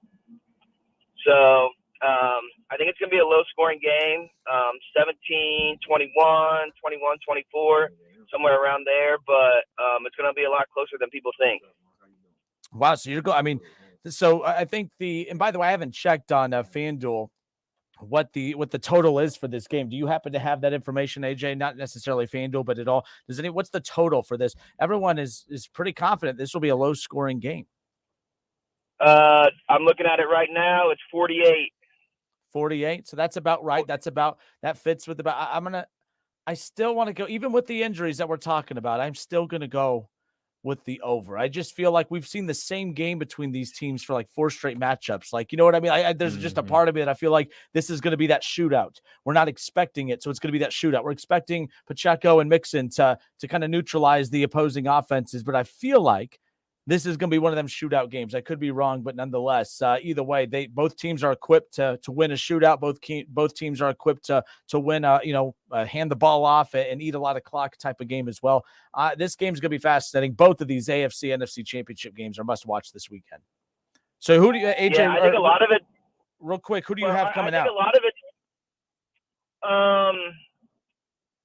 A little bit of my being a homer and a huge I've been a Bengals fan for 40 years. So I do think the Bengals are going to win. That's not a homer take, just so you know, by the way. I don't think that's a homer take. Look, these two teams are so equally matched that I don't think me picking the Chiefs makes me a hater, and I definitely don't think you picking the Bengals makes you a homer. This is a coin flip game. These two teams, I mean, this is going to be a battle on Sunday. That's what makes it exciting. So I'll give you a break, AJ. You're not a homer. All right, I appreciate that. I mean, it's a 1.5 point spread, which is essentially a pick 'em. But to be honest with you, this game is coming down to the trenches, defensive lines on both teams. And the Bengals Obviously, they have a good defensive line. The defensive line for the Chiefs, that's also their strength, especially on the defensive end. They do have a good corner in Ward. They lost their corner in Ward, but they need that their secondary. That's where the Bengals can kind of pick on them a bit. So, but that's if they can, of course, give him time in the pocket. But that's why Jones and those guys, they're irritated. They want to get to Burrow, especially Burrowhead. It does not bode well for Burrow that Jones said that to close out his interview today. When he referenced it as Burrowhead, it was kind of letting him know, okay, we'll see. We'll see come Sunday. Anyways. Motivation. Yeah. It's going to be one for the ages, man, for sure. So here's the way that I think about it.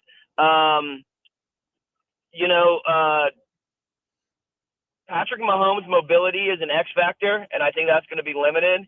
And if the Bengals can play their game that they played last year where Joe Burrow gets that ball out quick, less than 3 seconds, like probably 2.5 seconds, I think that's what's going to be the difference of the game. They're not going to have – it's not going to be big plays.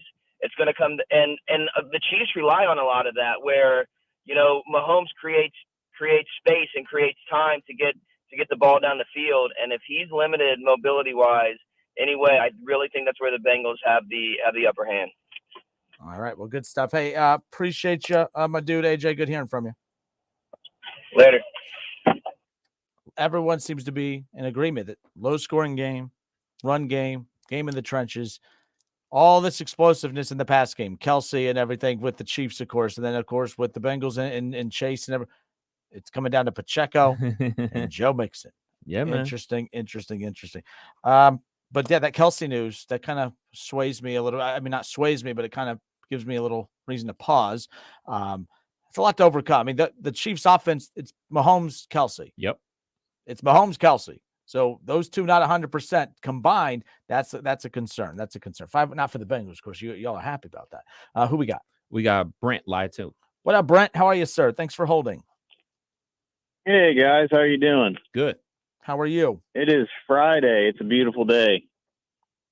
I'm glad the week is over. You and me both. This is a long week. Everyone's anticipating this game, and this week seemed to drag a little bit. I'm glad it's a Friday. That's for sure. Man, it really has. And me being a Bengals fan, just like the last caller, I don't really get all of the talk about being so cocky because, like, as a Bengals fan, I enjoy what's going on. I've waited, 15, 16, 17 years for this to happen ever since being a little kid. Mm-hmm. I'm not cocky at all. Like, I'm confident in what we can do. But other than that, really, I think, look, if you got team, you're in the locker room and you guys are hyping each other up. Without social media, does a lot of that stuff even really come out? I mean, that's any locker room.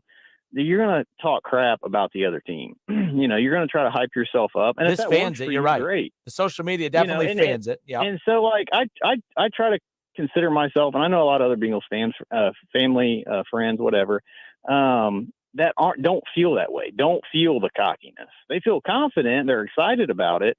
But I don't think that should be painted as a broad stroke that all Bengals fans, and I hate to hear that people are like, oh, we're the villain. Like, no, we're not the villain. I don't think we're the villain at all. I hope not.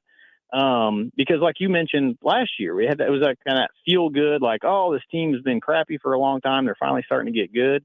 And I enjoyed that, but I don't want it to be labeled, these guys just, they think they're going to come in there and just take the cake. Because like you said, we haven't, 3-point win. Very, very close, hard fought. It's going to be the same way Sunday.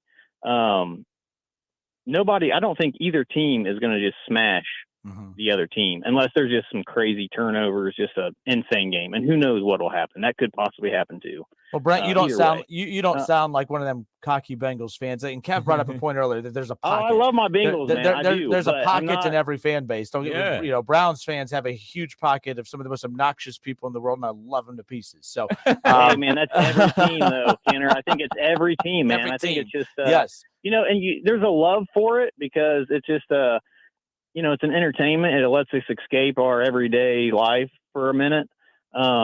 But don't get too wrapped up in it. Other things are bigger and more important. But when you're talking about football, though, yeah, you do get excited.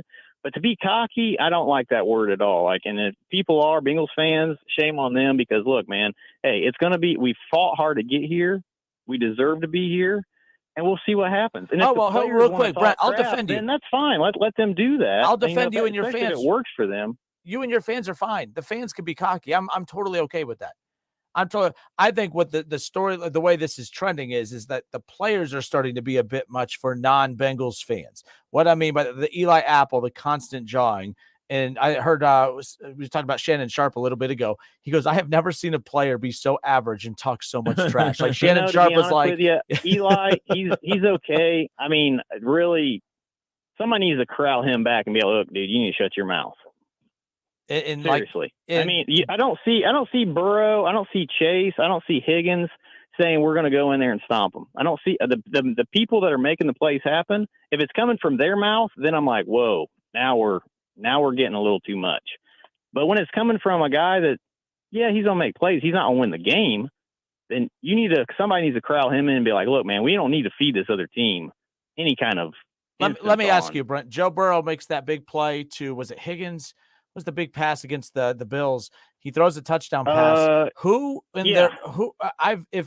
If Tom Brady walked off the field after throwing a touchdown pass, a great pass, but an even more impressive catch, and says, I'm him coming off the field, like, you don't think that's a little cocky, Brent?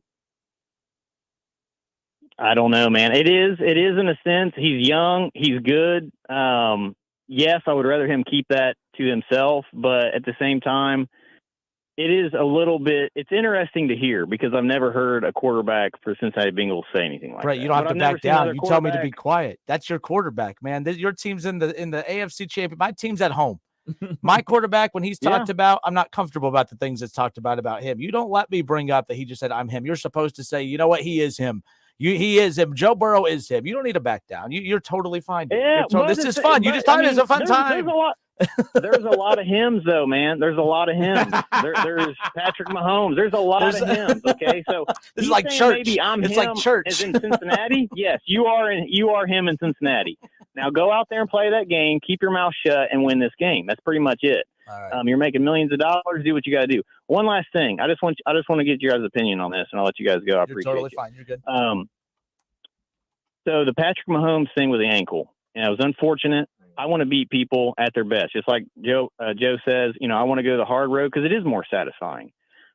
Having him a little bit off, and we'll see how off it is. Do you think, and they're going to shoot him full of juice, I'm sure, to try to kill the pain. But do you think that because it is supposed to be so cold and the blood restriction there, do you think that because of the cold, that's going to hinder him even more than if it was in the 30s like the Buffalo game last week? And, you get a little bit of pain shot, you go out there and you kill it. With it being 16, and I've heard now that it's with wind chill, maybe even in the single digits, how much is that going to affect his ankle? I didn't know anything about the Kelsey thing until just a minute ago when you said it. But as far as Patrick Mahomes go, he can find anybody. But if he's limited side to side, that I don't know. Well, Brett, we'll answer that. We're gonna have to move on to the next caller. But you were awesome. Yeah, you guys have a good weekend, man. Hooday. I appreciate you guys. You guys have a good weekend. Have a good one. Take care, man. I'll let you respond to that. The temperature, the cold weather, his ankle. How will those correlate together? I guess. Well, it's snowing here in Dayton, Ohio again, just in case anybody was wondering. In the first half, it won't affect him at all because it'll be pumped up. The shot will be fully effective. Adrenaline will start going, then halftime will come and they'll settle down and they'll have to warm back up. So look for Patrick Mahomes to be Patrick Mahomes in the second half. In the first half. Second half, he might slow down. He might not be able to make those plays outside the pocket. If Patrick Mahomes walked off the field after a touchdown and said, I'm him, would Bengals fans be like, oh man, he's so confident. He's so cute. So adorable. No, they would hate it. That's that's a little much, right? Maybe you don't because you love that. So that's a little much. It is. I'm him. How about the guy that caught it? It is what athletes do. I think of that Coach Carter scene. I tied that knot. It is the new phrase. It is the new phrase for whenever you make a play. It is I and him. That's all that is. You know what? No biggie. You know what? You know who's him? I'm him. I'm him. Kev Nash is him. We him. We will be right back. I see we have Shaw on hold. We got a couple others. Who's Mark, up after Shaw? Mark Smith. Oh, the Mark Smith? It is. Mark Smith. Buddy, you better. Mark, is that you? Yes, sir. Yes, You're gonna hold a little longer, my friend. If you were a Browns fan, I would take your call right now. But I think I might give you the Shaw treatment. No, you ain't doing that. I ain't gonna to do me. that. I Come won't do on, that. man. It's a great week for you. All right. You know why I won't hang up on you, dude? Because you're him. Yeah. Because you're him. All right. We'll be right back. It's the Justin Kinner Show with Kev Nash, 1410 ESPN. I'm him.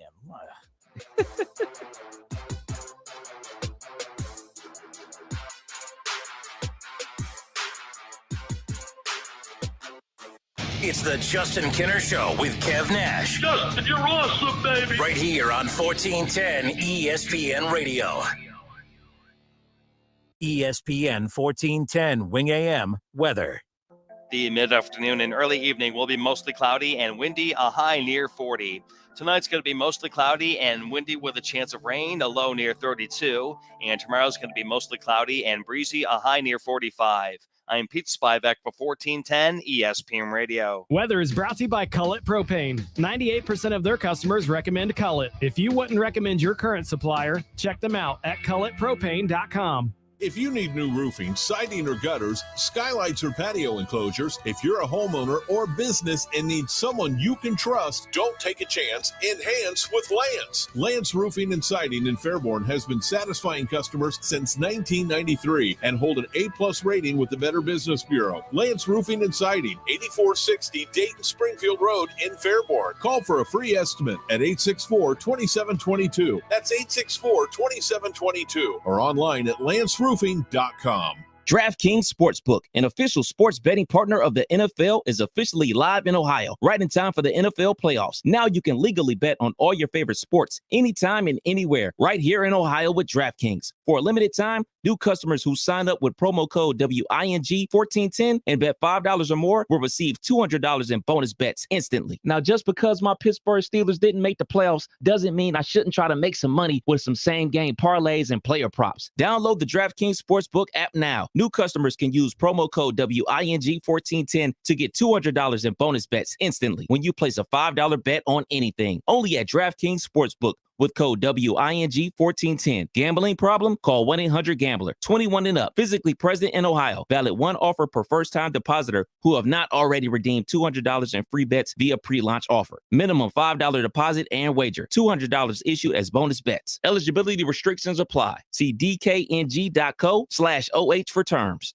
Guys, fellas, men, are you ready? I mean, Roman ready for Valentine's Day? Some say it's the sexiest day of the year. Flowers, chocolates, candlelit dinners. That's all great. But I think we all want something a little more physical too. Because a strong sex life can deepen your feelings of intimacy with your partner and lead to increased happiness. So if you're prepping for Valentine's Day, right now is the perfect time to check out Roman. Roman has genuine medication that helps you achieve and maintain a strong erection. Roman has discreet wipes that help you last 4 times longer in bed. Roman has testosterone testing and treatment. Treating low testosterone can help revive your sex drive. And better yet, with Roman, everything is online. There are no waiting rooms and no hassle. Roman sends everything right to your door with free shipping and in discreet packaging. So men, for better sex this Valentine's Day, go to ro.co/vday.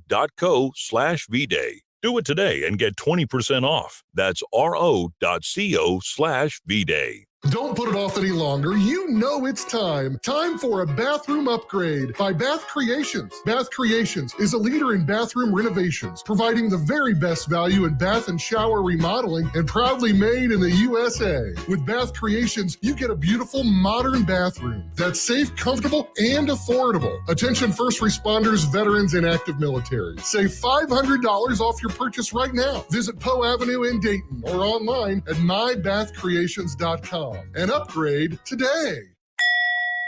Do you or any of your family members, neighbors, or friends own a property that you just want to be done with it? If so, call TurboTrack Realty today for an all-cash offer at 614-470-2000, 614-470-2000. Would it be convenient for you to take what you wanted and leave the rest behind? Great, I'll buy it. Call 614-470-2000. That's 614-470-2000. Want to make tonight's dinner a perfect 10? Swing by Lee's Famous Recipe Chicken and pick up a 10-piece strips meal for only $24.99 with 10 freshly marinated, honey-dipped premium tenderloins, 3 dipping sauces, 2 of our irresistible large sides, and 5 fluffy biscuits, it's family time made from scratch. Take home a top-notch dinner the whole family will love from Lee's Famous Recipe Chicken with our 10-piece strips meal for only $24.99. Only at Lee's. Famous for chicken.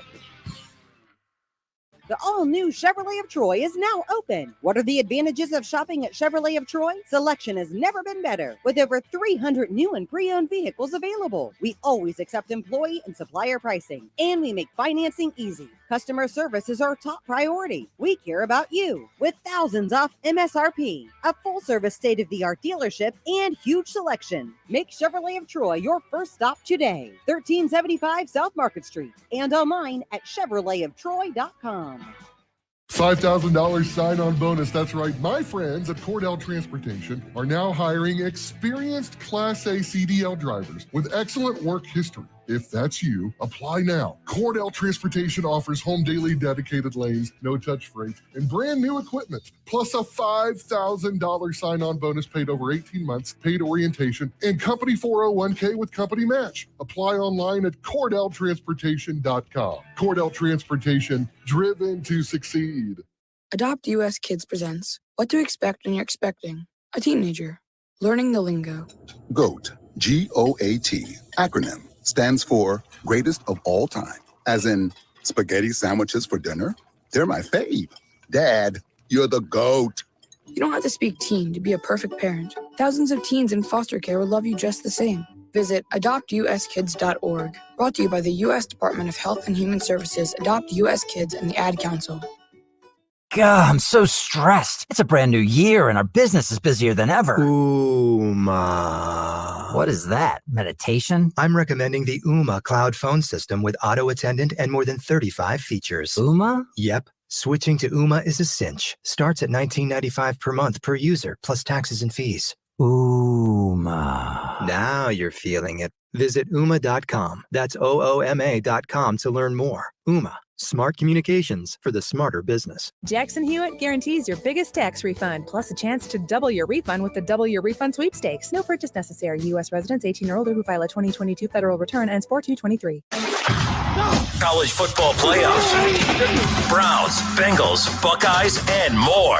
Catch the Keith Byers Show Mondays at noon on 1410 ESPN Radio.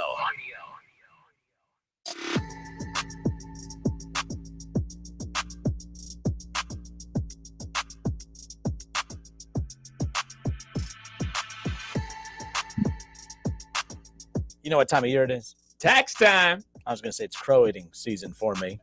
Bengals in the AFC Championship game. But you are right. That time of year where you have to go and spend some money so the government could tell you, hey, you don't get any of your money back. Because that investment called college or something, I don't remember. But no, tax time it is. And every year at this time, you know, I get a little stressed out because I would love to be able to do my taxes on my own. But you said it yesterday. Why? Why? If you mess something up, it's a costly mistake. So why not just let the experts handle it? And I have an expert that I would love to recommend for you, Michael Maxwell, with the Arrowhead Tax Service in New Carlisle. Of course, what I love about Michael Maxwell and Arrowhead Tax Service is that, for one, he loves to give back to the community, and the tax locally owned. Of course, he loves to give back to the community, of course, but the 25% off to all military veterans and first responders. I think that's really cool. Of course, you can call for a free estimate. And then also you could send him all of your stuff without having to go in necessarily by using the Taxes to Go app. That's where you can send all the information to him without having to go in. I think that's pretty neat. Plus, Michael's been handling my taxes for the last, 4 or 5 years. He's been a good friend of the station, good friend of the show. And he always takes care of Kevin and I, Keith Byers, everyone. He takes care of everyone at the station. But I highly recommend him. Michael Maxwell, Arrowhead Tax Service in New Carlisle. And if you give him a call, he'll give you a free estimate. It's 937-543-5770.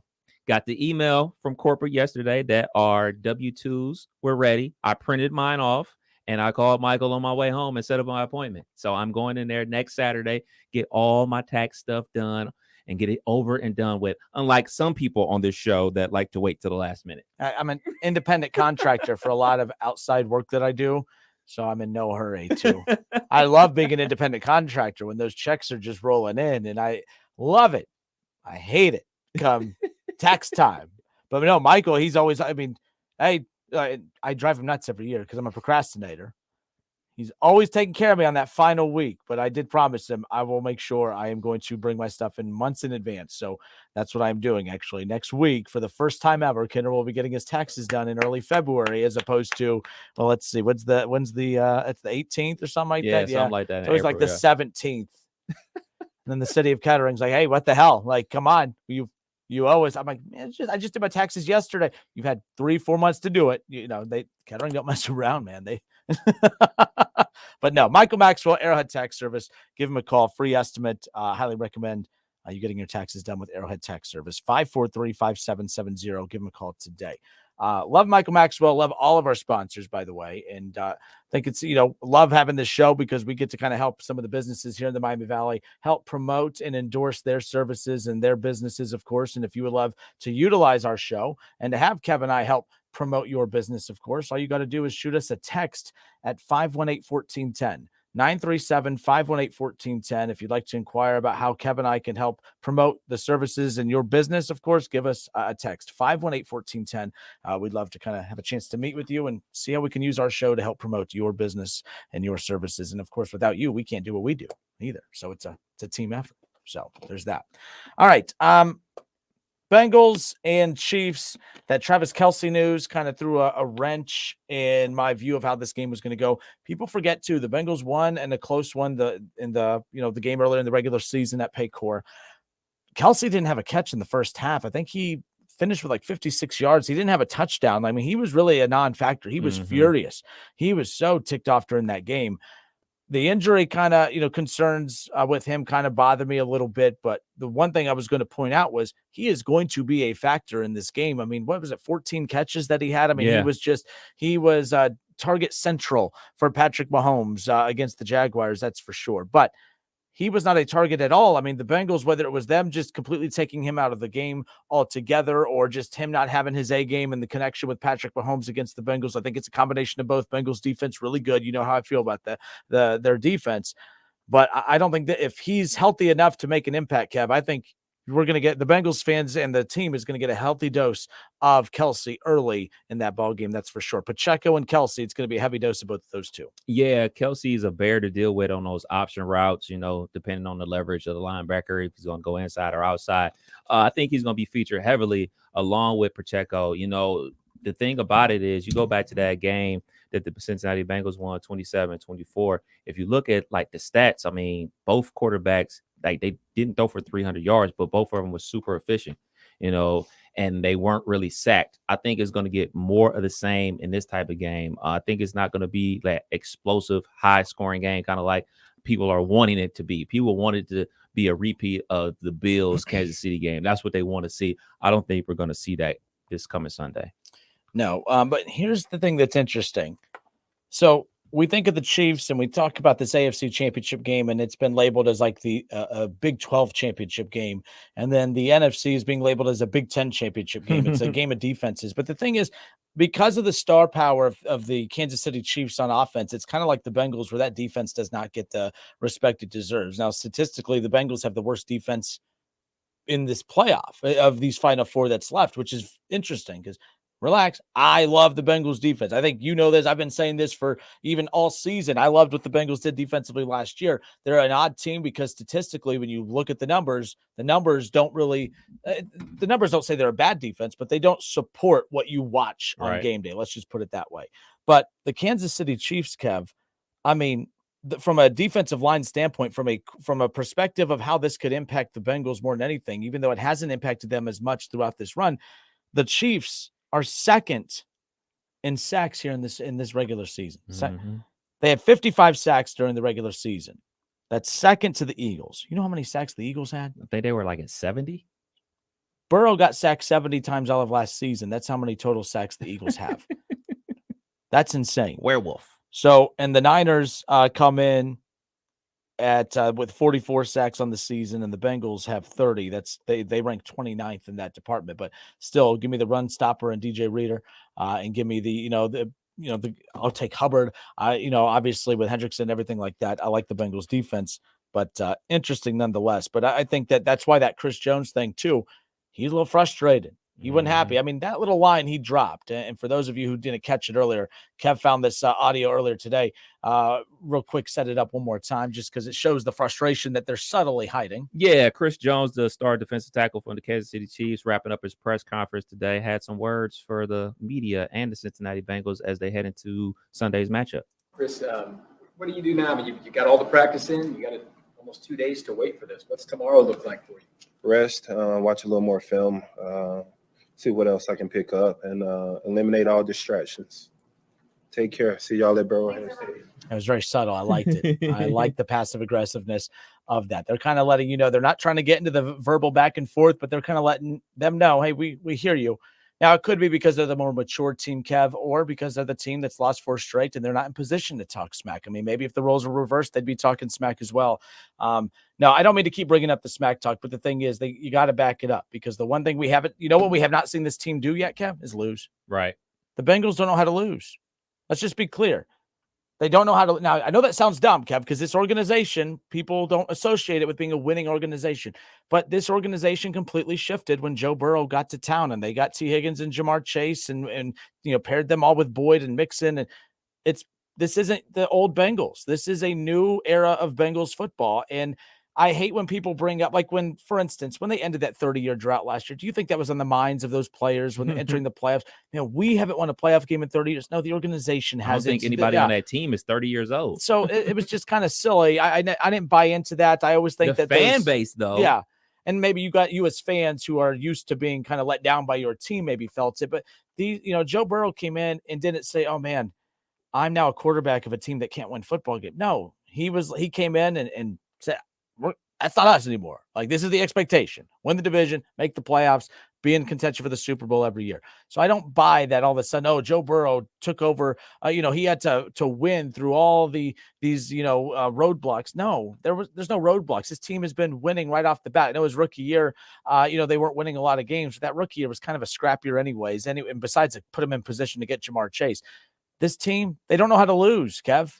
And that's why I kept bringing up the Buffalo Bills from last week. Look at the blow up on the sideline between Stephon Diggs and Josh Allen. Maybe it's nothing, but it's the start to something. That's something to keep in mind, that heading into next regular season, the Bills can get off to a hot start. Everything's hunky-dory. Mm-hmm. And then all of a sudden they have a little 2-3 week stretch where the offense isn't clicking. We're going to see that blow up again. And then it starts snowballing. And then you start to lose the locker room a bit. That hasn't happened in Cincinnati yet because everything's been going well. Show me a team that's been able to battle through adversity a little bit. Then we kind of get an idea of who they are. The Chiefs had to battle adversity quite a few times this season and last season. We saw them kind of break down. In fact, the Bengals benefited from it because they had that big blow up at halftime between Bieniemy and Patrick Mahomes, and they weren't the same in the second half. Now, Bengals defense, credit to them. They found a way to kind of make their lives difficult. Don't get me wrong, but show me a team that knows how to battle through adversity. The Bengals have not had to do that yet, Kev. They just haven't. Yeah, they really haven't, outside of, the normal everyday stuff of injuries and things of that nature. But I just think this game is going to be very difficult for the Cincinnati Bengals to win, man. 4 times in a row. And on the flip side, the pressure has to be on Kansas City, because if you lose 4 times in a row to the same team, everybody, including your fan base, is going to look at you like, what's going on? Why can't we beat this team? I'm sure part of the fan base in Kansas City already feels that way after losing to the Cincinnati Bengals 3 times in a row.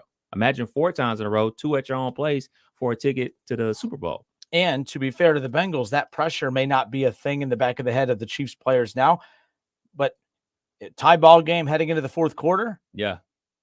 Advantage Bengals at that point. Yeah. It's very important for the Chiefs to take the lead into the fourth quarter. Now, to be fair, I think they did take the lead into the fourth quarter, if I'm not mistaken, this past time. But either way, it's very important for the Chiefs to take a lead into that fourth quarter, because what that's going to do is at least put them in position to continue playing with momentum. If they go in there trailing, I think that the pressure of oh man, we just can't beat this team, I think that will play a role in that when it's all said and done. All right, 518-1410, 518-1410. Let's go. Where did he go? We'll get to him in a moment. Let's go to Packers fan Tim. Packers fan Tim, welcome, sir. Hey, you know what? I'm a little concerned about the Bengals' offensive line against that Kansas City pass rush. P. Ryan's done a nice job picking up rushers, but I think it could be a high-scoring game. I do think that the Bengals receivers are, way above, Kansas City's defensive backs. I mean, they got some young guys back there, rookies. Kansas City does. So, I think they're going to score some points. But I do think Patrick Mahomes, even if his ankle's bothering him a little bit, man, that guy's great. He's a great pocket passer, too. And he's got great protection. Creed Humphrey and Joe Tooney are the number one pass blockers at their positions, at least according, to ESPN, I think it was. Kittle's going to be he's not going to have 2 bad games against the Bengals in a row. So I think there's going to be a fair amount of scoring. I think rushing's going to be important, the running games for both teams, so they can keep passing. But I think it's going to be a good scoring game. And, I'm just concerned about that offensive line a little bit for the Bengals. And I don't know, was their tight end back? What was that guy's name? Hayden Hurst? I thought he had an injury. Oh, good. Okay. Well, good. But yeah, Mahomes is going to be fine. That guy's a great pocket passer. Hey, and Aaron Rodgers is not going to go to the Jets. I know he likes Garrett Wilson, and he'd love to have that tight end. Who's him up? I know he likes Hackett, but they had the number 21 pass block win rate, and he's not going to go play behind an offensive line like that. So Aaron Rodgers is going to stay in Green Bay. If they want him back, and I think they do, and if he has David Bakhtiari, that's his family. Those guys are like his brothers, and I think he is a complicated fellow. Like they said once.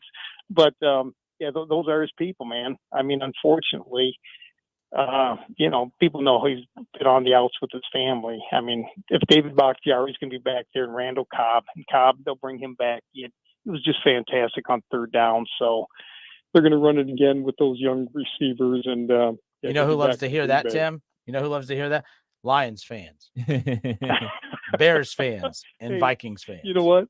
You guys, yesterday you're ranking the quarterbacks. Justin Fields is going to be, I think he's going to be a great quarterback. I think he's going to be a great quarterback, in the NFL. He just didn't have much, but they got some money, and that guy's just, I think he's, as a Packers fan, I wish he was playing for somebody else. I think he's going to be great. And you're right that Aaron Rodgers still is elite. He had a bad year. He was 7th in the league in touchdown passes. He doesn't throw the ball as much as other guys either. I think Brady threw it over like 200 times more. Herbert threw it 150 more times than him. If you look at how few times Rodgers, his pass attempts, he threw it 540 times, I think it was. Brady threw it to like 740 or something like that, well over 700. So Rodgers, for him, he had a bad year, but he'll be back next year. And also, you were wrong about Tom Brady. That dude's still elite. And watch what happens when he goes to Miami next year and he's throwing to Jalen Waddle and Tyreek Hill. You're going to see, Kevin, he just threw for 40 touchdowns last year. How does he go from that to, he's not good, or whatever you guys said he was yesterday? I said it was still good. He's still elite, man. Tom Brady is still elite. And, the guy goes through a divorce, all those other things. He's going to surprise people next year. I'd like to see him stay over in the AFC and get with the Dolphins rather than be back with Tampa Bay or something. So, but gentlemen. Tim, thank you, buddy. Appreciate you. Thanks. Later, Tim. What's funny is I feel like Tom Brady, I've heard a lot of people defend Tom. It took him being humanized by getting a divorce for all these guys to all of a sudden relate to Tom. For the first time, guys could relate to Tom Brady. Had something bad happen to him. Yeah. So now it's like, he is human. He is human. It's a regular guy. Just a normal guy that's going to be paying his ex-wife a lot of money for a long, long time.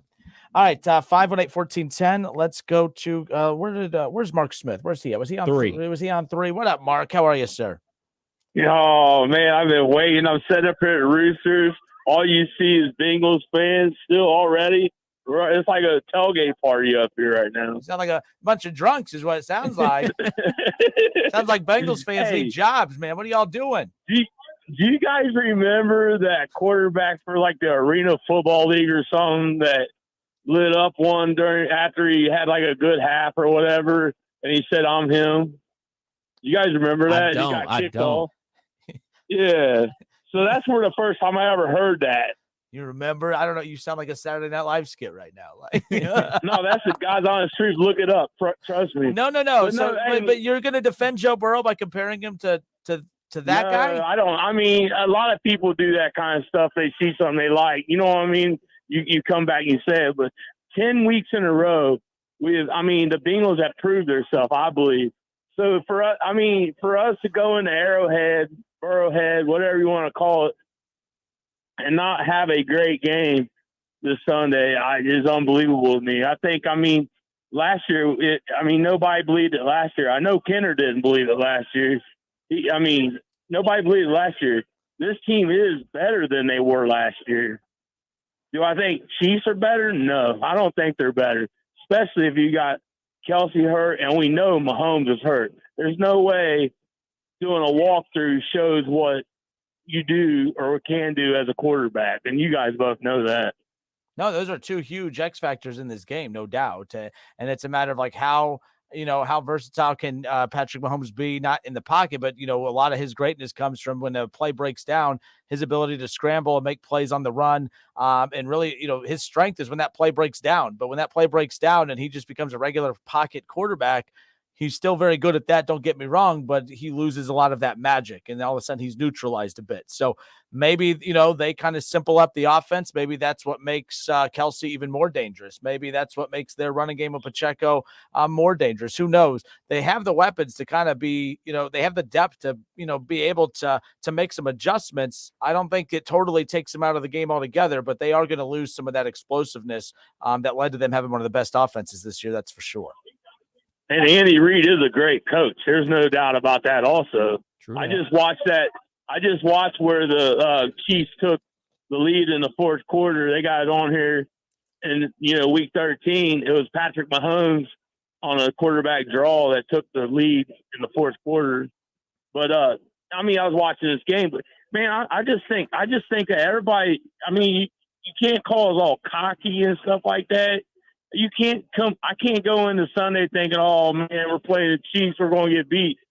Can we get beat? Yeah, we know that. But, as a fan, there's no way I'm going into this game thinking, oh, man, we're going to get beat. The Chiefs, I look at it like I just said, you see Kelsey's hurt. You see Mahomes is hurt. You see what our offensive line did against Buffalo last week. Even if it being down 3 offensive linemen, them guys played a heck of a game last week. And for everybody to just say, oh, this and that. But I just think we're a better team than we were last year.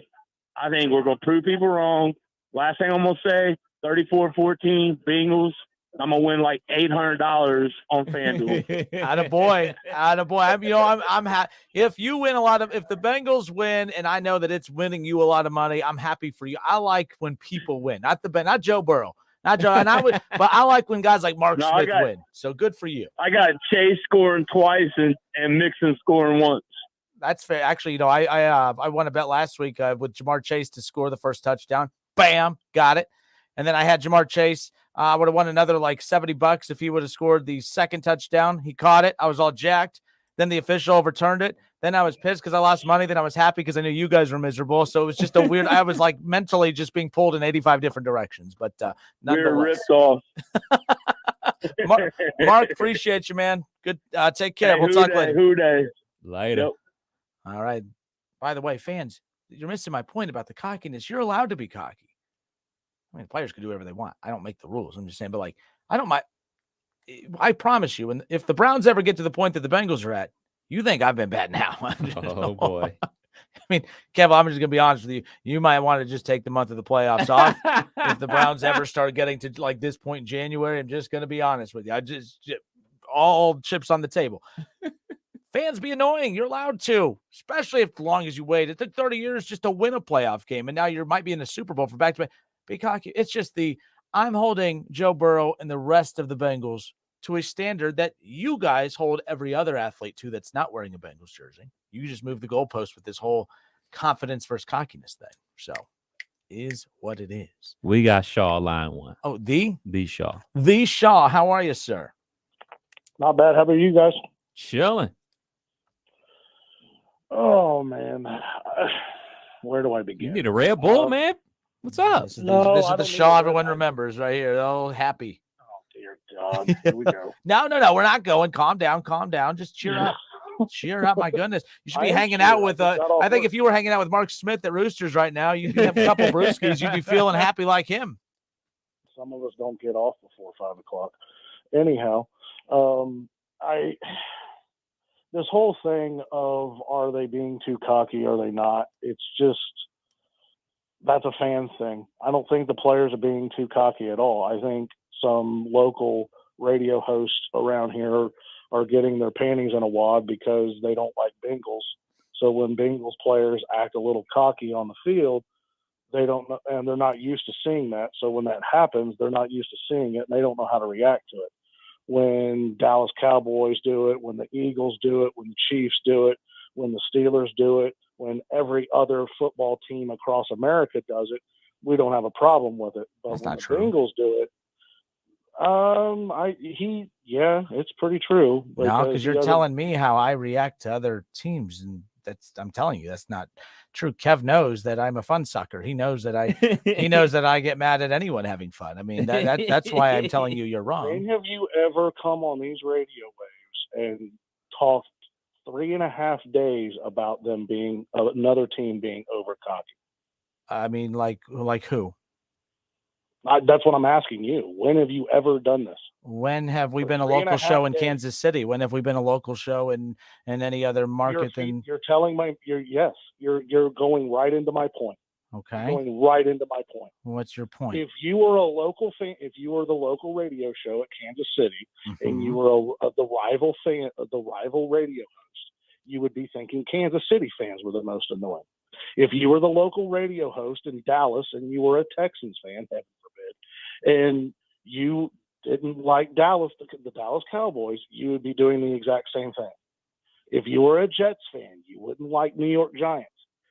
It's the same thing for me why I say Ohio State fans are the most obnoxious fans in college football. Why? I live in the middle of it.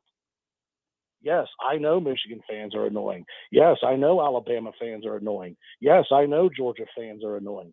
But I say Ohio State fans are the most annoying because I live here in Dayton, Ohio. Well, and I get that, but you want to know why? Like when I say Michigan fans are annoying, the reason I say they're annoying is just because for about a whole decade, y'all hadn't done a dang thing. Yeah, you are annoying when you couldn't beat Ohio State. So that's why I said when fans are being annoying when your team hasn't done anything as far as winning a national championship or a Super Bowl or an MVP or anything along those. Yeah, I kind of do point that out. Like Buckeye fans are annoying, but I even say that. But you could ask Kev. I'm an Ohio State fan, and I call out our fan base for being annoying. But I always say they at least can back it up. You know, Alabama could back it up. Georgia has now entered the reins to be able to back it up. Like, so no, that's not true. When I'm talking about some of these fans, I'm bringing it up from a standpoint of, what are you being cocky for yet? Like the Chiefs fans, they at least have a guy that's about to win the second MVP. It's a Super Bowl MVP that's won the Super Bowl, 5 AFC championship appearances, all that stuff.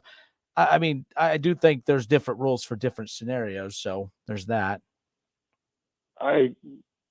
What have the Bengals not done except for win the Super Bowl the last 2 years? That's kind of it, though. No, you're like holding.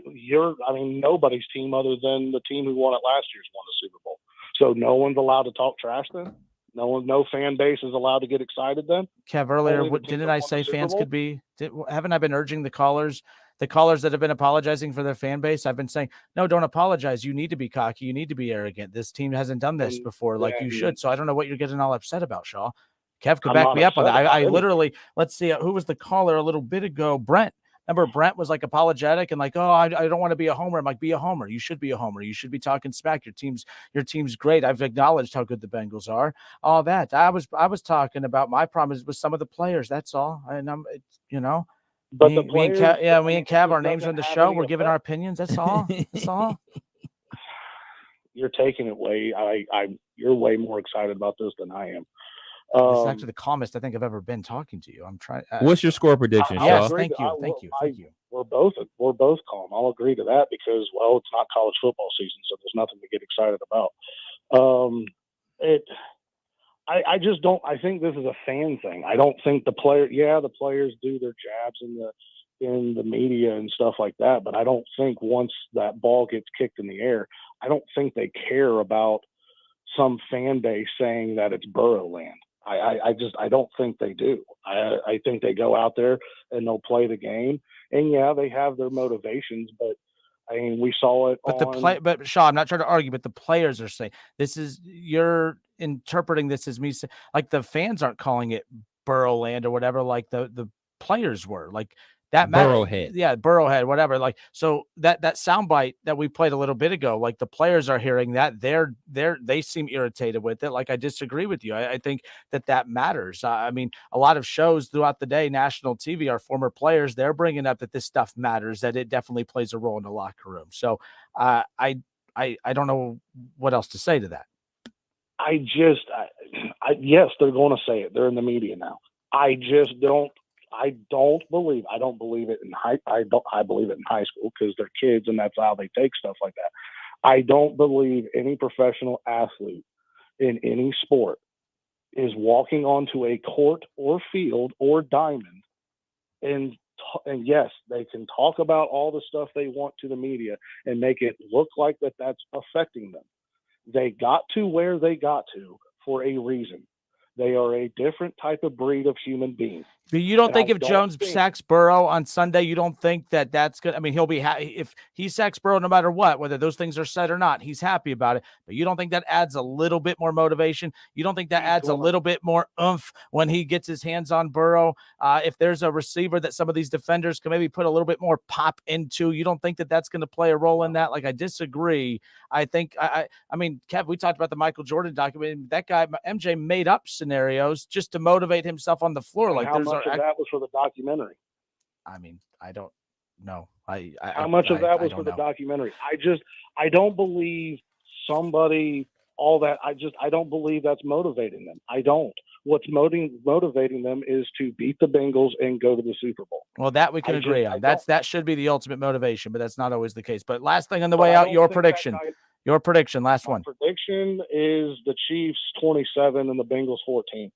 All right, good stuff. 518-1410. Shaw, appreciate you. I do. I'm not trying to get into another argument with you, but so okay, fine. That's his opinion. He believes so where he's coming from is the point I've been trying to make, that I think it's silly that you need someone to talk smack about you to motivate you to do your job. I thought it was silly for MJ to be as great as he was to need to have some scrub player to make up that this dude said something about him for MJ to go. I'm like, you're MJ. Why do you need to make up something to go be great on the floor? Why? I don't know. I know where he's coming from, and he's saying that that's not a thing. I'm saying it shouldn't be a thing, but I'm saying it is a thing. So yeah. Trash talk is a part of sports. Trash talk is a part of anything competitive.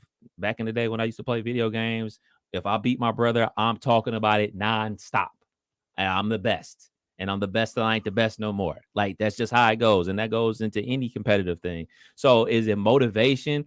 I don't necessarily think like, oh man, guys are in the weight room. Like, yeah, they said Burrow had one more rep. But I think like they thinking about it like, oh, watch, when I get a sack, this is what I'm going to say. I got this dance for him. I'm going to do the coin flip to them or something like that. Like, it's banter. And that's what sports is all about. It's the same way with fan bases. It's back and forth banter. If you're a Pittsburgh Steelers fan versus a Bengals fan, or a Browns fan versus a Bengals fan, it's banter. That's just part of the game.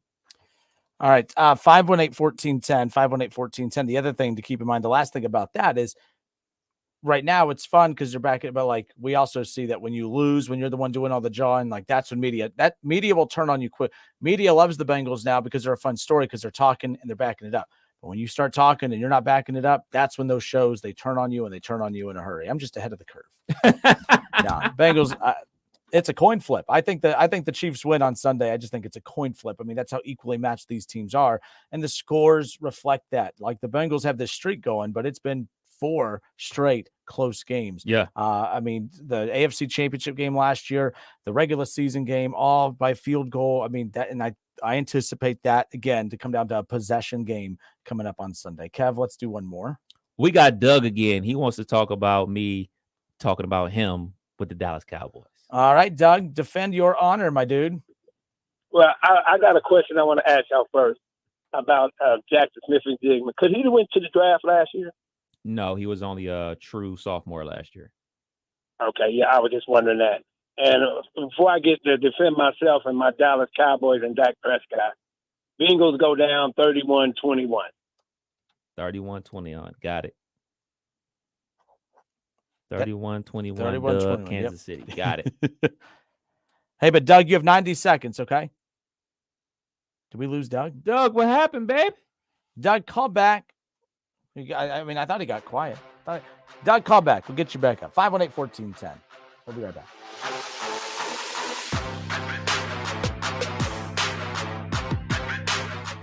Listen, stream, watch. It's the Justin Kinner Show with Kev Nash right here on Dayton's ESPN Radio, 1410 Wing AM.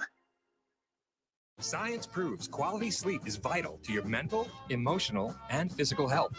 The Sleep Number 360 smart bed senses your movements and automatically adjusts to help keep you both effortlessly comfortable. And it's temperature balancing, so you stay cool. So you're at your best for yourself and those you care about most. Life-changing sleep, only from Sleep Number. And now save $1,000 on the Sleep Number 360 Special Edition Smart Bed Queen, only $19.99, plus special financing, only for a limited time. To learn more, go to sleepnumber.com. Special financing subject to credit approval. Minimum monthly payments required. See store for details. This is Education Matters with Ohio Education Association President Scott Damaro. Educators have powerful voices, and in 2023, we're using them to speak up for the funding, resources, and support our students need to learn, grow, and thrive. We know firsthand what it takes to deliver a great education to every child, and we know our voices are stronger, and we can do more for our students when we stand together. Education Matters, brought to you by the Ohio Education Association. Are you ready for tax season? Belmont Business Consultants and Tax Services is ready for you. If you want to come in person, it's a safe environment. Or you can just drop off. Belmont Tax also provides a completely virtual, secure client portal. For business or personal, if you want the accurate deductions you deserve, contact Belmont Tax in Dayton and Eaton. Go to BelmontBCTXS.com. BelmontBCTXS.com. Make the big game sound even bigger with your new TV and sound system from Audio Etc. There is nothing better than a home theater or high-fidelity music system from Audio Etc. 4K is amazing, but just imagine the 8K experience. Come to Audio Etc's crazy cool showroom today and experience 8K TVs and projectors, short throw projectors from 100-inch to 130-inch, all the way to your high-end dream system. Audio Etc has tons of new inventory in stock, while everybody else is back-ordered or out of stock. Get special deals on a TV and your dream system today. Audio Etc can bring any big game home. It's better than being there. You have to see it to believe the incredible quality of the picture and sound. If you can't afford your dream system, check out our huge selection of vintage and pre-owned components. Audio Etc, powered by Klipsch, Bowers & Wilkins, SVS, Marantz, Denon, Sony, and a whole list of high-performance brands that you've probably never heard of. 551 Congress Park Drive in Centerville. Audio Etc's crazy cool showroom. Urology Specialists of Ohio are here for you. Men, your good health is important to them. Their knowledge of specific male anatomy, prostate issues, and how to help in your healing is their main focus. Urology Specialists of Ohio are now accepting new patients at all locations: Beaver Creek, Springfield, Urbana, Xenia, and London. They have been in practice for over 20 years with over 80 years of experience between 5 physicians. Call today. They can schedule your appointment in a timely manner with little wait time. Online at urologyspecialistofohio.com. I'm Terry Krupp of Laird's Tax and Accounting, serving this area's tax and accounting needs for over 80 years. One of the most rewarding aspects of our jobs as tax preparers is that we have families that have used our services for generations. Laird's Tax and Accounting is a pioneer in our industry, being the first to offer new services. We stand behind your return if the IRS has questions. We know the tax code and can make the difficult task of making your tax filing easier. Relax. Contact us at 937-325-6571. Information at lairdstax.com. There's never any FOMO with the iHeartRadio app. You won't ever have to miss out on your favorite shows and contests with this radio station again. Radio 24/7, 365. We're here when you want us. Stay connected and listen anywhere when you download the free iHeartRadio app. I had a nighttime routine for my frequent heartburn. I would drink milk, I would sleep upright with more pillows, but that painful burning stayed. So I made Prilosec OTC part of my morning routine. With just one pill each morning, Prilosec OTC prevents excess acid production, blocking heartburn day and night. Now I have a new nighttime routine. I call it sleeping. One pill a day, 24 hours, zero heartburn. With Prilosec OTC, it's possible while taking Prilosec OTC. Use as directed for 14 days to treat frequent heartburn, not for immediate relief. Do you find yourself stuck in a timeshare? Get the real facts about the timeshare industry and your options for cancellation. Chuck McDowell, founder of Wesley Financial Group, beat the largest timeshare company in federal court and has put together a free information guide that reveals the secrets the timeshare industry doesn't want you to know, including the 5 ways to get rid of your timeshare. Call now and get this timeshare cancellation guide absolutely free. Call 800-979-3535. That's 800-979-3535. First, we decide where we want to go. Then we need to know the best way to get there. Hi, my name's Adam Barada. I'm the owner of Advantage Gold. We're the highest rated precious metals firm in the country. We teach people how to own physical gold and silver. Now, we've won the Best of TrustLink Award 4 years in a row because we educate our clients on how to buy gold and silver the right way. We don't pay celebrity spokespeople millions of dollars. We'd rather pass that value on to you. Call 800-900-8000 and speak with one of our experts. We'll send you a free gold kit along with my latest #1 national best-selling book, The Great Devaluation. Call 800-900-8000. That's 800-900-8000. Get the best information, the best process, the best service, the best value. Call Advantage Gold at 800-900-8000. Call 800-900-8000. Advantage Gold is not an investment advisor or a tax advisor. Consult with your financial advisor before investing. Jackson Hewitt guarantees your biggest tax refund, plus a chance to double your refund with the Double Your Refund sweepstakes. No purchase necessary. U.S. residents 18 or older who file a 2022 federal return ends 4/2/23. Hey, Ohio, Justin Kinner from the Justin Kinner Show with Kev Nash with you here to let you know that the wait is finally over. FanDuel, America's #1 sportsbook, is now live in Ohio just in time for the NFL playoffs. And new customers in Ohio can get in on the action with $200 in bonus bets guaranteed when you place your first $5 bet. Just sign up at FanDuel.com/Kinner, Kinner. Finally, you can bet on all of your favorite sports with everything from the money line to point spreads to player props or my personal favorite, in-game parlays. So go ahead and win some bucks in the Buckeye State, all on an app that is safe, secure, and super easy to use. Don't miss your chance to get $200 in bonus bets guaranteed, win or lose. Make every moment more with FanDuel, America's #1 sportsbook. Must be 21 and older and present in Ohio. First online real money wager only. $10 first deposit required. Bonus issued as non-withdrawable bonus bets that expires in 14 days. Restrictions apply. See terms at sportsbook.fanduel.com. Gambling problem? Call 1-800-GAMBLER.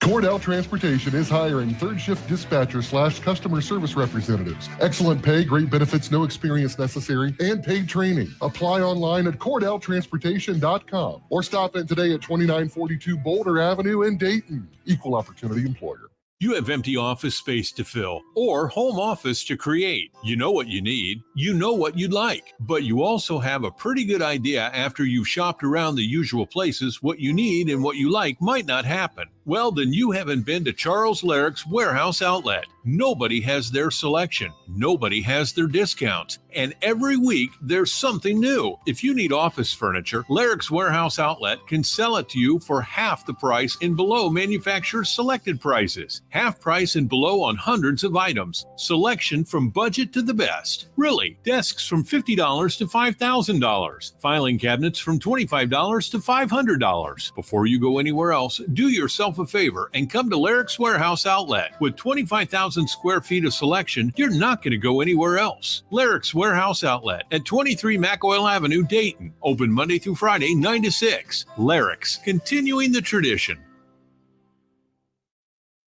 It's time to say goodnight to that check engine light with the free AutoZone Fix Finder service. It'll help troubleshoot the likely cause of your light for free. Restrictions apply. Get in the zone. AutoZone.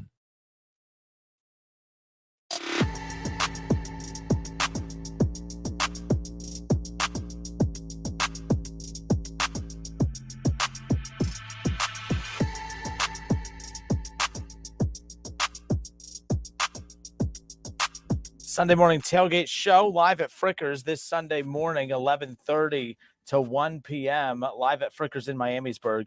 It'll be myself and Keith Byers. Red's Caravan also will be at the Air Force Museum tomorrow from 3 to 5. Yes, sir. Marty Brenneman is part of that one too. The Dayton run got a nice lineup this year, that's for sure. Man, I'm telling you that yes, we're a Reds affiliate and we have to hype up the season. It's tough to do, man. Like it is so tough to hype it up, but like at the same time, it's one of those where at least in April is always a fun month for baseball because yes, everyone, no one's out of it yet. I know we've already buried our team before the season starts, but it is one of those where at times you do see teams that have no expectations that sometimes can kind of pop up on your radar. I mean, the Tyler Stevensons, the Jonathan Indias, they have enough fire here to be able to, if they take major strides to at least make things interesting. But I'm not here to sell you too much on that at this exact moment, but I am excited for the baseball season to get here. Whether the team's good or not, there is something. I love listening to baseball on the radio.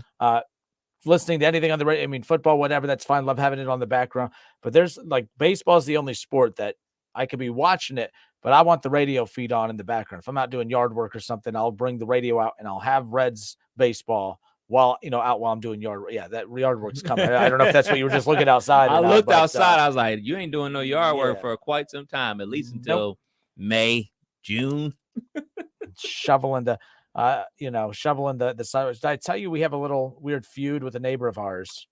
I'm assuming she's a nice lady, but she's a little annoying because she keeps coming up. So I think I've told you this. The trash is picked up on Wednesday, and if we don't roll our trash cans back, Nora's a nice person, and she likes to roll it back right away. And I'm like, no, leave it out there one more day. You know me. It's bad. And I got to show you we have those security cameras, and she has to go up to enough houses to know that it's like leaving a voicemail because she goes and rings our doorbell and then she stands there and leaves like a voicemail. Are you serious? Oh yeah. Real Karen. I mean, it's some funny stuff.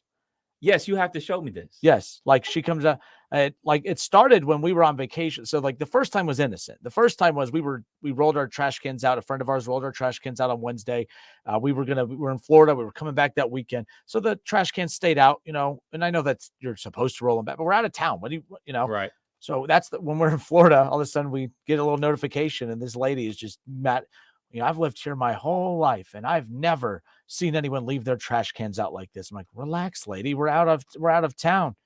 But she still didn't like the explanation. She was still rude. So now Nora, like she gets home, we got to get home and get the trash cans back. I said, no, we don't. We will, but we will when we get home. So she's always out on the stoop smoking.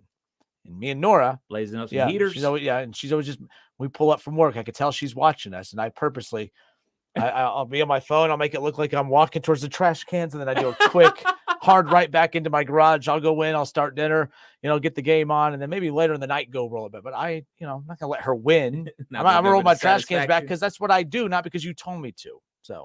Goodness gracious. Is that like a city ordinance that they're not supposed to be out a certain length of time or something like that? It's a lady that has too much time on her hands. Facts. I lived here my whole life. I've never seen someone not roll their trash. Lady, relax. I could see if we did it all the time, and she don't like that.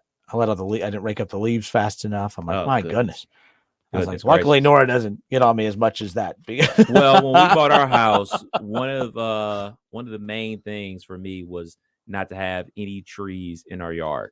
I made that mistake. I didn't think of that. It's terrible because as a kid, we had like 3 trees in our backyard and it's just raking for days, day after day after day, just raking. And I was like, you know what? I'm never raking ever again, ever. So any house that I buy going forward, no trees. Or if it is a tree, guess what? We're calling somebody to remove it. I'm not raking. So I can't afford to have this tree removed. This tree's been here a while. This tree, as old as that lady is yelling at me, that tree's older than her, is pretty old. So, I got an axe. We can take care of it. That's a workout. Like Rocky. That's a pretty good workout too. Yeah. Anyways, 518-1410. You've picked Kansas City, but 24-20. But the Super Bowl matchup is what?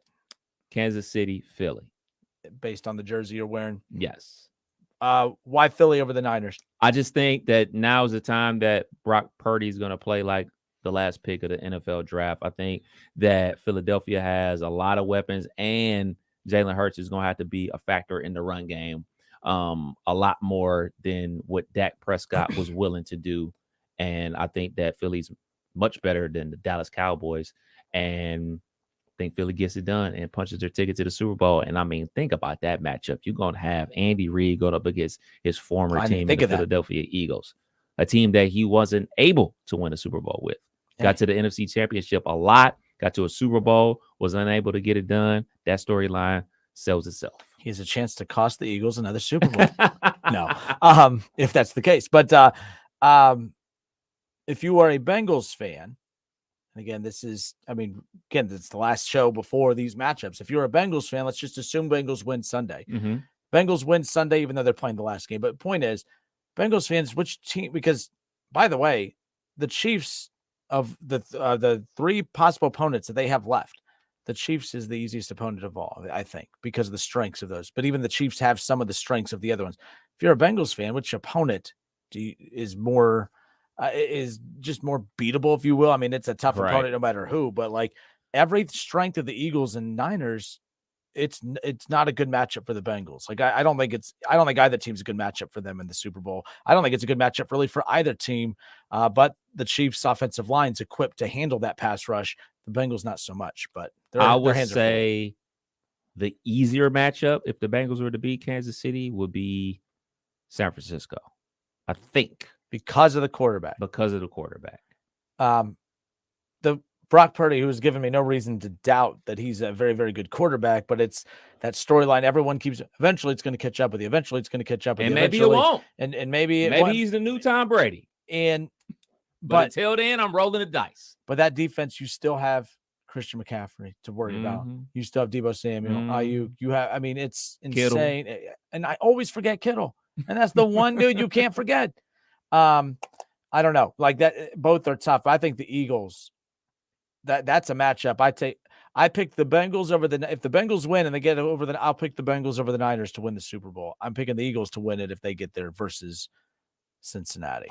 But Jalen Hurts versus Joe Burrow or Jalen Hurts versus Patrick Mahomes in a Super Bowl, my goodness. Like, I think that's what the NFL would want is the Eagle. I think the Eagles is what the NFL wants more because the quarterback matchup sells more than anything.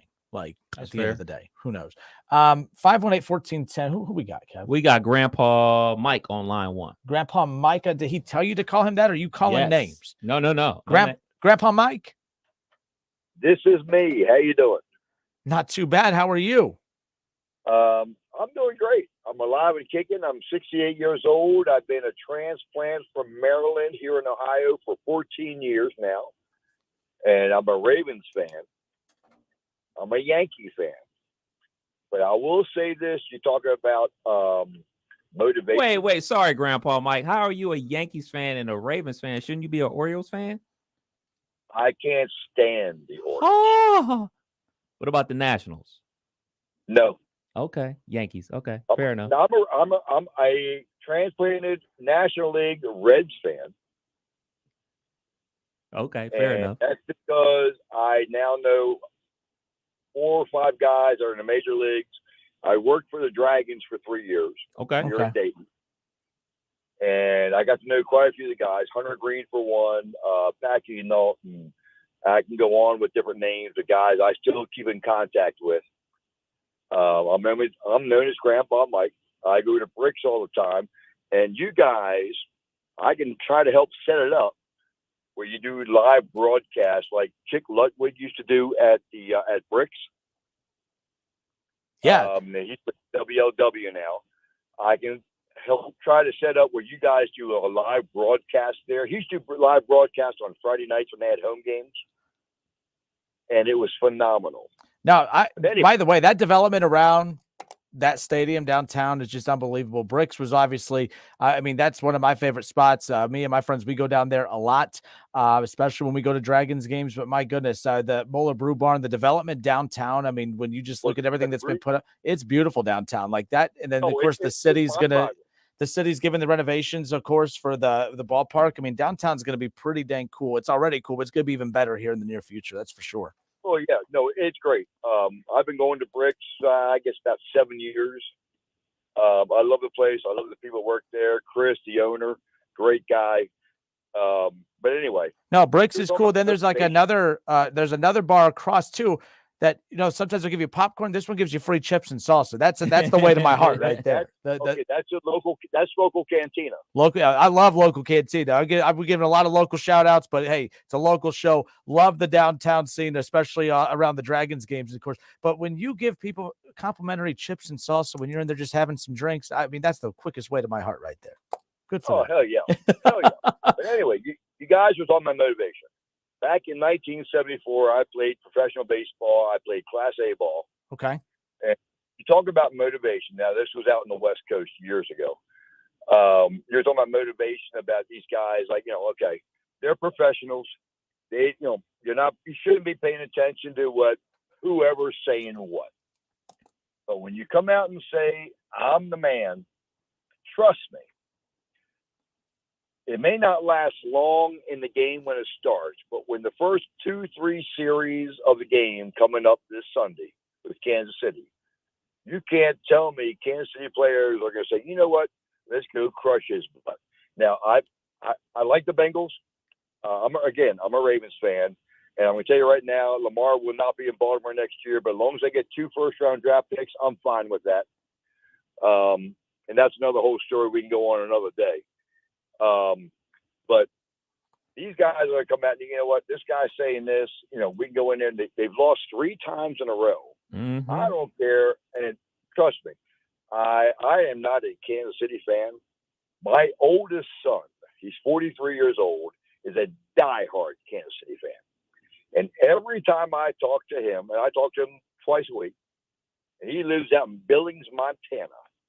It's like Kansas City this, Kansas City that. And I said, Paul, I don't want to hear anything about Kansas City. Trust me. But at the same time, you can't tell me with their defensive line, they're going to come after Burrow with everything they got. Now, granted, the Bengals offensive line, makeshift as it is now again, as it was in the past, I thought they did a great job last week. They were phenomenal. Yeah, and that's the thing too. Like everyone was like, well, how come you haven't complimented them as much?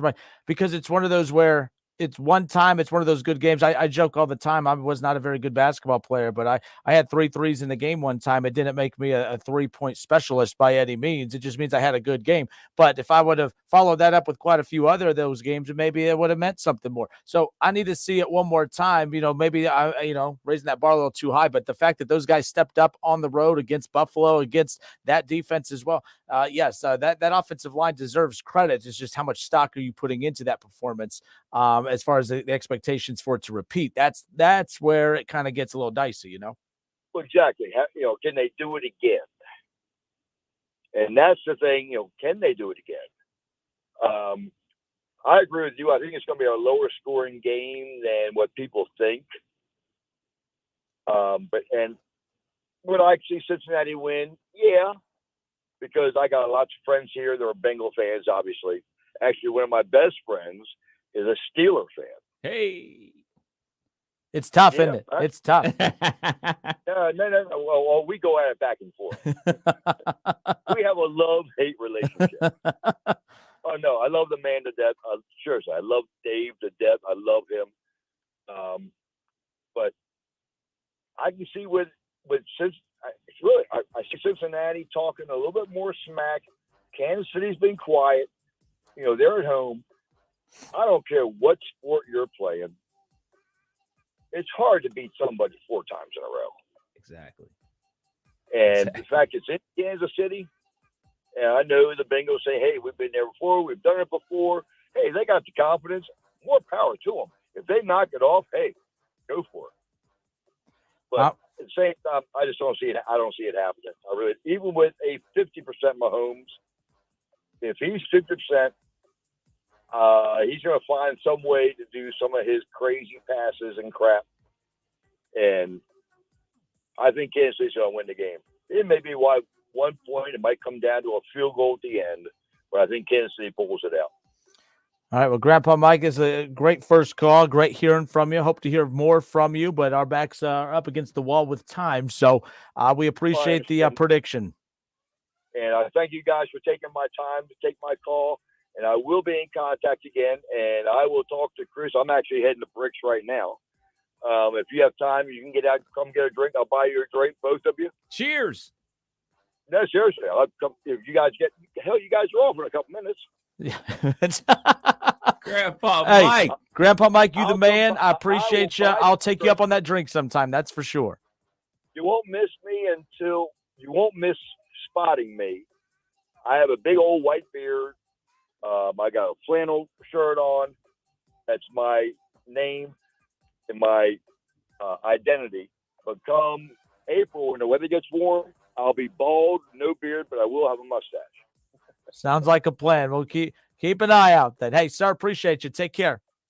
I appreciate it. You guys be safe. Thank you. All right, 518-1410. A couple callers still on hold. Promise to try to get to as many of you as you can before we close it out today.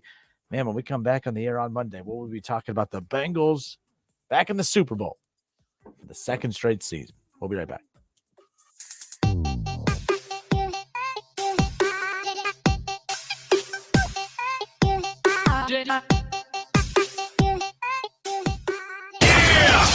It's the Justin Kinner Show with Kev Nash on 1410 ESPN Radio. ESPN 1410 Wing AM weather. The mid-afternoon and early evening will be mostly cloudy and windy, a high near 40.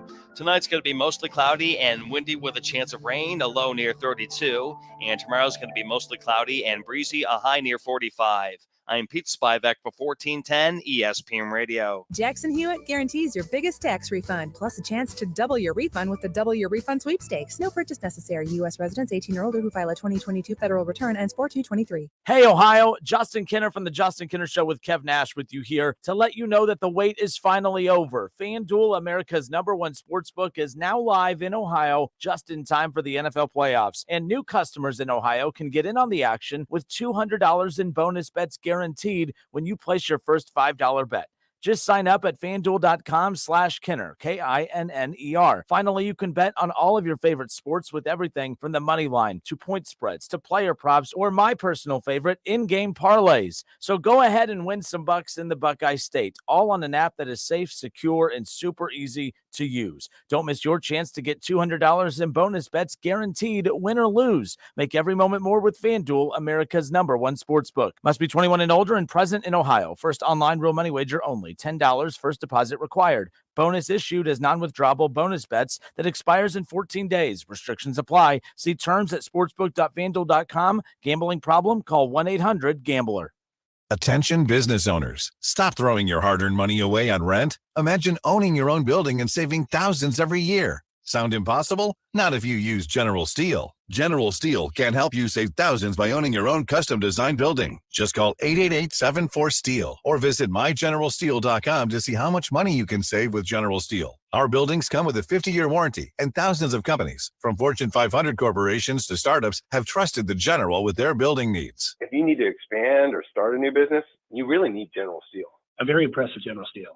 Everyone's been extremely helpful. I'd recommend General Steel to anyone looking to build a steel building. Stop wasting money on rent. Call 888-74-STEEL. That's 888-74-STEEL. Or visit mygeneralsteel.com to find out about all our popular quick construction kits, including a 40 by 60 foot building or a 50 by 100 clear span building. Just call 888-747-8335 now or mygeneralsteel.com. I always wanted to learn Spanish, but I never thought I'd have the time.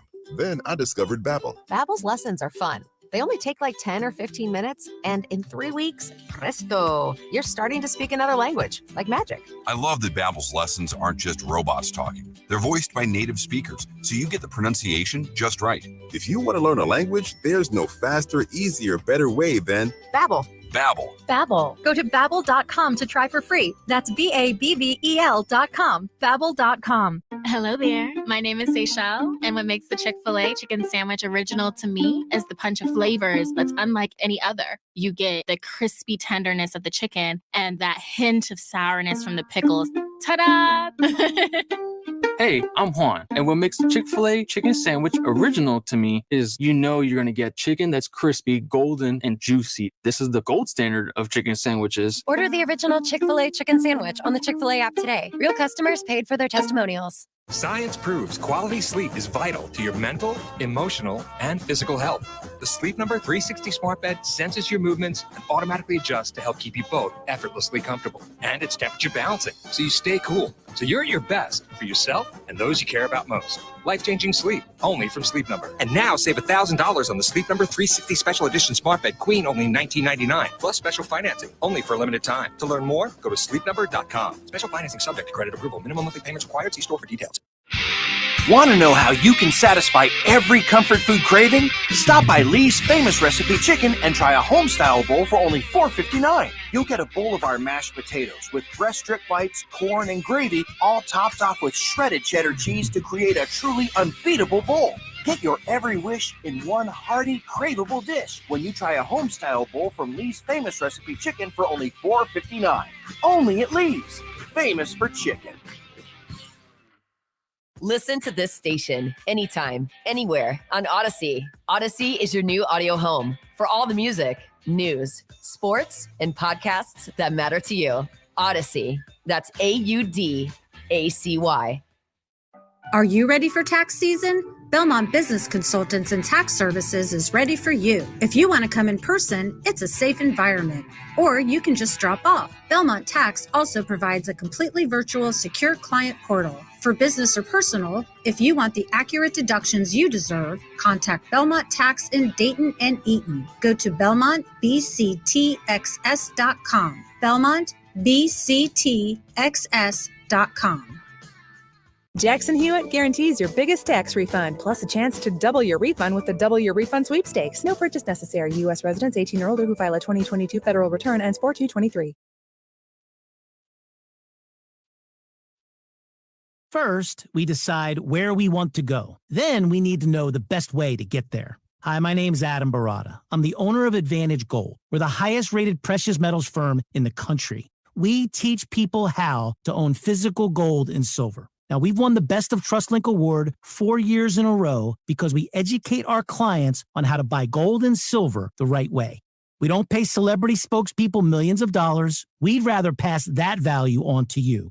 Call 800-900-8000 and speak with one of our experts. We'll send you a free gold kit along with my latest #1 national best-selling book, The Great Devaluation. Call 800-900-8000. That's 800-900-8000. Get the best information, the best process, the best service, the best value. Call Advantage Gold at 800-900-8000. Call 800-900-8000. Advantage Gold is not an investment advisor or a tax advisor. Consult with your financial advisor before investing. $5,000 sign-on bonus. That's right. My friends at Cordell Transportation are now hiring experienced Class A CDL drivers with excellent work history. If that's you, apply now. Cordell Transportation offers home daily dedicated lanes, no-touch freight, and brand new equipment, plus a $5,000 sign-on bonus paid over 18 months, paid orientation, and company 401k with company match. Apply online at CordellTransportation.com. Cordell Transportation, driven to succeed.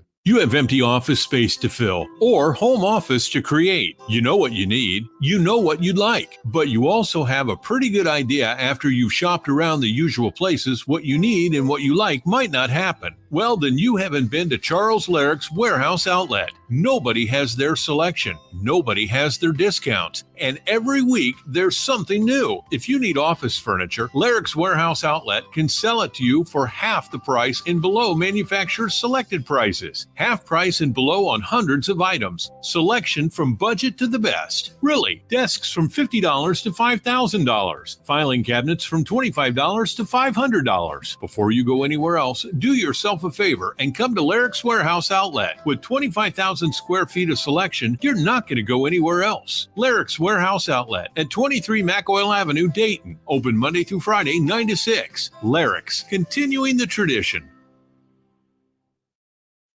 Don't put it off any longer. You know it's time. Time for a bathroom upgrade by Bath Creations. Bath Creations is a leader in bathroom renovations, providing the very best value in bath and shower remodeling and proudly made in the USA. With Bath Creations, you get a beautiful modern bathroom that's safe, comfortable, and affordable. Attention first responders, veterans, and active military. Save $500 off your purchase right now. Visit Poe Avenue in Dayton or online at mybathcreations.com. and upgrade today. Jackson Hewitt guarantees your biggest tax refund, plus a chance to double your refund with the Double Your Refund sweepstakes. No purchase necessary. U.S. residents 18 or older who file a 2022 federal return ends 4/2/23.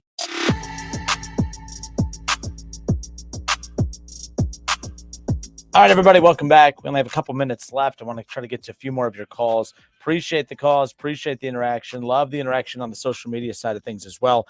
We do the show live, obviously 1410 Wing AM, live at wingam.com. But the Justin Kidder Show Facebook page, make sure you are following along there because a lot of the conversations throughout the day lead into the show. And then our ESPN Dayton Facebook page as well and ESPN Dayton YouTube. So there is really, there's so many different ways to watch the show, interact with the show, and then calling us at 518-1410. Love that interaction as well. Appreciate everyone. Text us too. Yes. Oh, the text line. Yes. The cool thing about the text line is it's the same as the call-in number. Right. So you really, there's no confusion there. Before we close it out, let's try to get to another call, Kev. Who we have? We got Doug. Doug is on line 3. He wants to talk about his beloved Dallas Cowboys. All right, Doug, we only got about 60 seconds. All right. You've already been on today, but I want to make sure you got your point in because I did hang up on you earlier. That was on me. Doug. All right. Who's up next? Ron. I think this is my first time talking to Ron since his suspension last year. Ron, what's up, baby? Oh, no. This is where he got in trouble last time. Ron. Well, that'll do it. Ron, he was there too, but that's what he got. So last time Ron was on hold, and I don't know who he was yelling at, but he did not have some nice words for this individual, and well, we caught it. So, and because of that, he was on the ban list for the rest of 2022. He was removed from the ban list to start 2023. So there's that. But we talked, obviously, a ton of NFL today. Bengals, Chiefs. We'll continue that throughout the weekend, of course. A Sunday morning tailgate show live at Frickers in Miamisburg this Sunday, 11:30 to 1 p.m. Keith Byers and myself. Keith, a former Philadelphia Eagle, and he's repping the Eagle stuff as much as Kev is, and I'm sure he would love that jersey. I tell you that much. But speaking of Keith Byers, a former Buckeye news that came out a little bit ago. Yes, sir. Last year when Marcus Freeman took over at Notre Dame, there was a move that he had made. There was an addition to his coaching staff that caught my attention that I was like, man, that was interesting. I think that was a move that Ryan Day should have made a lot sooner, and he did not. And that was, of course, when Marcus Freeman added James Laurinaitis to his coaching staff. Well, went there 1 year at Notre Dame under Marcus Freeman, the former Buckeye, and now the former Buckeye is with his former team.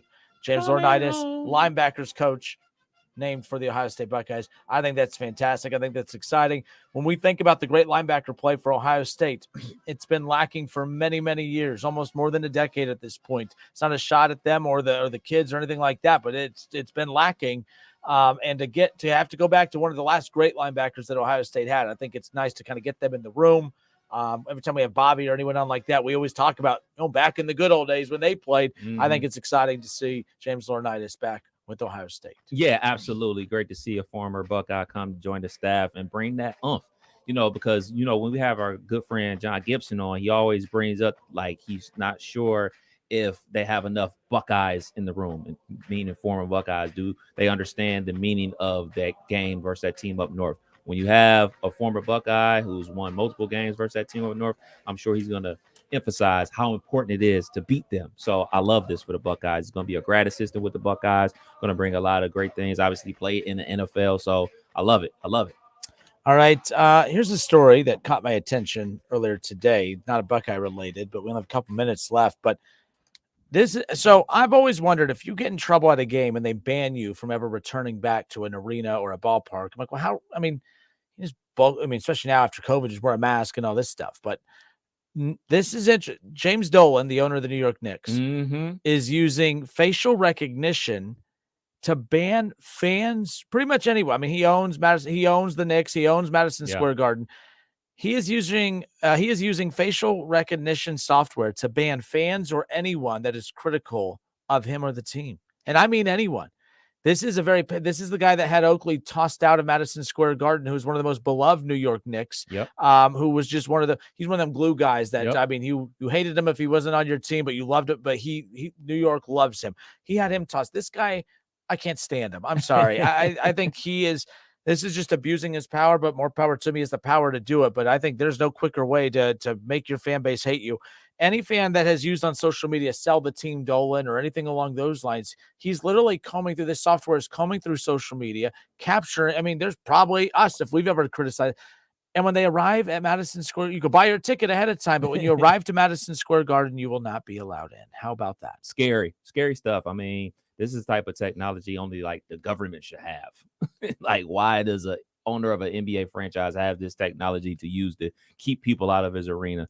Like, look, man, it's a free country, man. If people want to say hashtag sell the team Dolan because you haven't been doing a good job over your tenure, that's perfectly fine. But guess what? Your team is pretty decent this year. The Knicks aren't bad this year. The Knicks probably are going to make the playoffs this year. You've done something good. You signed a point guard in Jalen Brunson. Randall's playing good basketball again. J.R. Barrett's finally got out of that shooting slump. So what's to be mad about? You said J.R.? Yeah. Oh, RJ. My goodness. What is wrong with you? J.R., RJ. So, you know me, I've never made a mistake on air, so, you know, I have to make sure I criticize Bob if you Smith, do. I mean, my goodness, no. Robert Smith. Here's the good thing. Jim Dolan. There's a lot of owners who their ears have perked up when they hear this, when they see this. This is as petty can be. And you know me, I love petty. That's totally fine. Good for him. However, someone just messaged in saying, oh, man, hope the Castellinis don't go this route. I'm like, well, as you know, Castellinis don't like spending money, so they probably won't do this. But I just laugh because we're at a stretch with the Reds right now where a lot of people, you know, sell the team Bob and all that type of stuff. Mm-hmm. But no, I think this is wrong and it's messed up. And especially because there's nothing we could do about it. Right. There's nothing because it's his property. So I just thought that was pretty interesting nonetheless. But James Dolan, he defends the use of facial recognition. Just a technology. I mean, he's doing this whole thing like me. I mean, when the media is asked about it, I mean, he just scoffs at it, basically just kind of rolling his eyes. It's just technology. Nonetheless, he can do that because it's Madison Square Garden, though, because it is Madison Square Garden. It is the New York Knicks. It is such a hot ticket. I mean, when the Lakers come to MSG, it's going to sell out regardless how good or bad the teams are. The OKC Thunder couldn't do something like this. The Pacers couldn't do something like this because they're bad teams right now. So they need any and everybody to be coming through the turnstile to come into those games. He can only get away with this in New York because it is the brand of the New York Knicks. Chiefs, Bengals, AFC Championship game Sunday nights when we come back on Monday. I don't know, man. I've been saying it's a coin flip game, and people have been letting me know in the comment section, hey, was that a shot at the Bengals? I'm like, no, it was not. To be honest, it really wasn't. But it was kind of ironic that they get very sensitive about the coin flip, anything. But it is. I mean, like I said, yes, they have the win streak against the Chiefs. They have not dominated the Chiefs. You could argue, the Chiefs have dominated the Bengals. They just don't come away with the win or whatever, like as far as who has the ball last. Chiefs, very good football team. Same thing with the Bengals. I think the Chiefs come out on top. Kev and I both think it's going to be Chiefs. I think it's Chiefs-Niners in the Super Bowl. You think Chiefs-Eagles? Chiefs-Eagles. Chiefs win 24-20. Philly wins 20-13. I said 31-24 was my prediction. I think the Chiefs come out on top. I do think that all I think the cockiness of Joe Burrow and the Bengals and Eli Apple and Joe Mixon, and I think it's all going to come back and haunt them. That's not going to be why they lose. What I mean by that's going to come back to haunt them is that will be the center. Like, it's going to be used against them in a lot of memes and jokes, and that's going to pile on them, and that's going to follow the Bengals all off season. So they better win, because I always respect a team that if they're going to talk smack, they can back it up. But if they don't, keep in mind, they'll be a part of every meme and every joke and everything, and I'll love it. Don't get me wrong, but they got to look out for that because they've opened that door. So that's all. But that's not why I think they lose on Sunday. I just think to beat Patrick Mahomes in back-to-back games at Arrowhead in the AFC Championship game, I don't know. I'm a betting man now. That's not something I'm betting on. So put your money on it. All right, folks, have a great night. Until next Monday, it's the Justin Kinder Show with Kev Nash on 1410 ESPN Radio.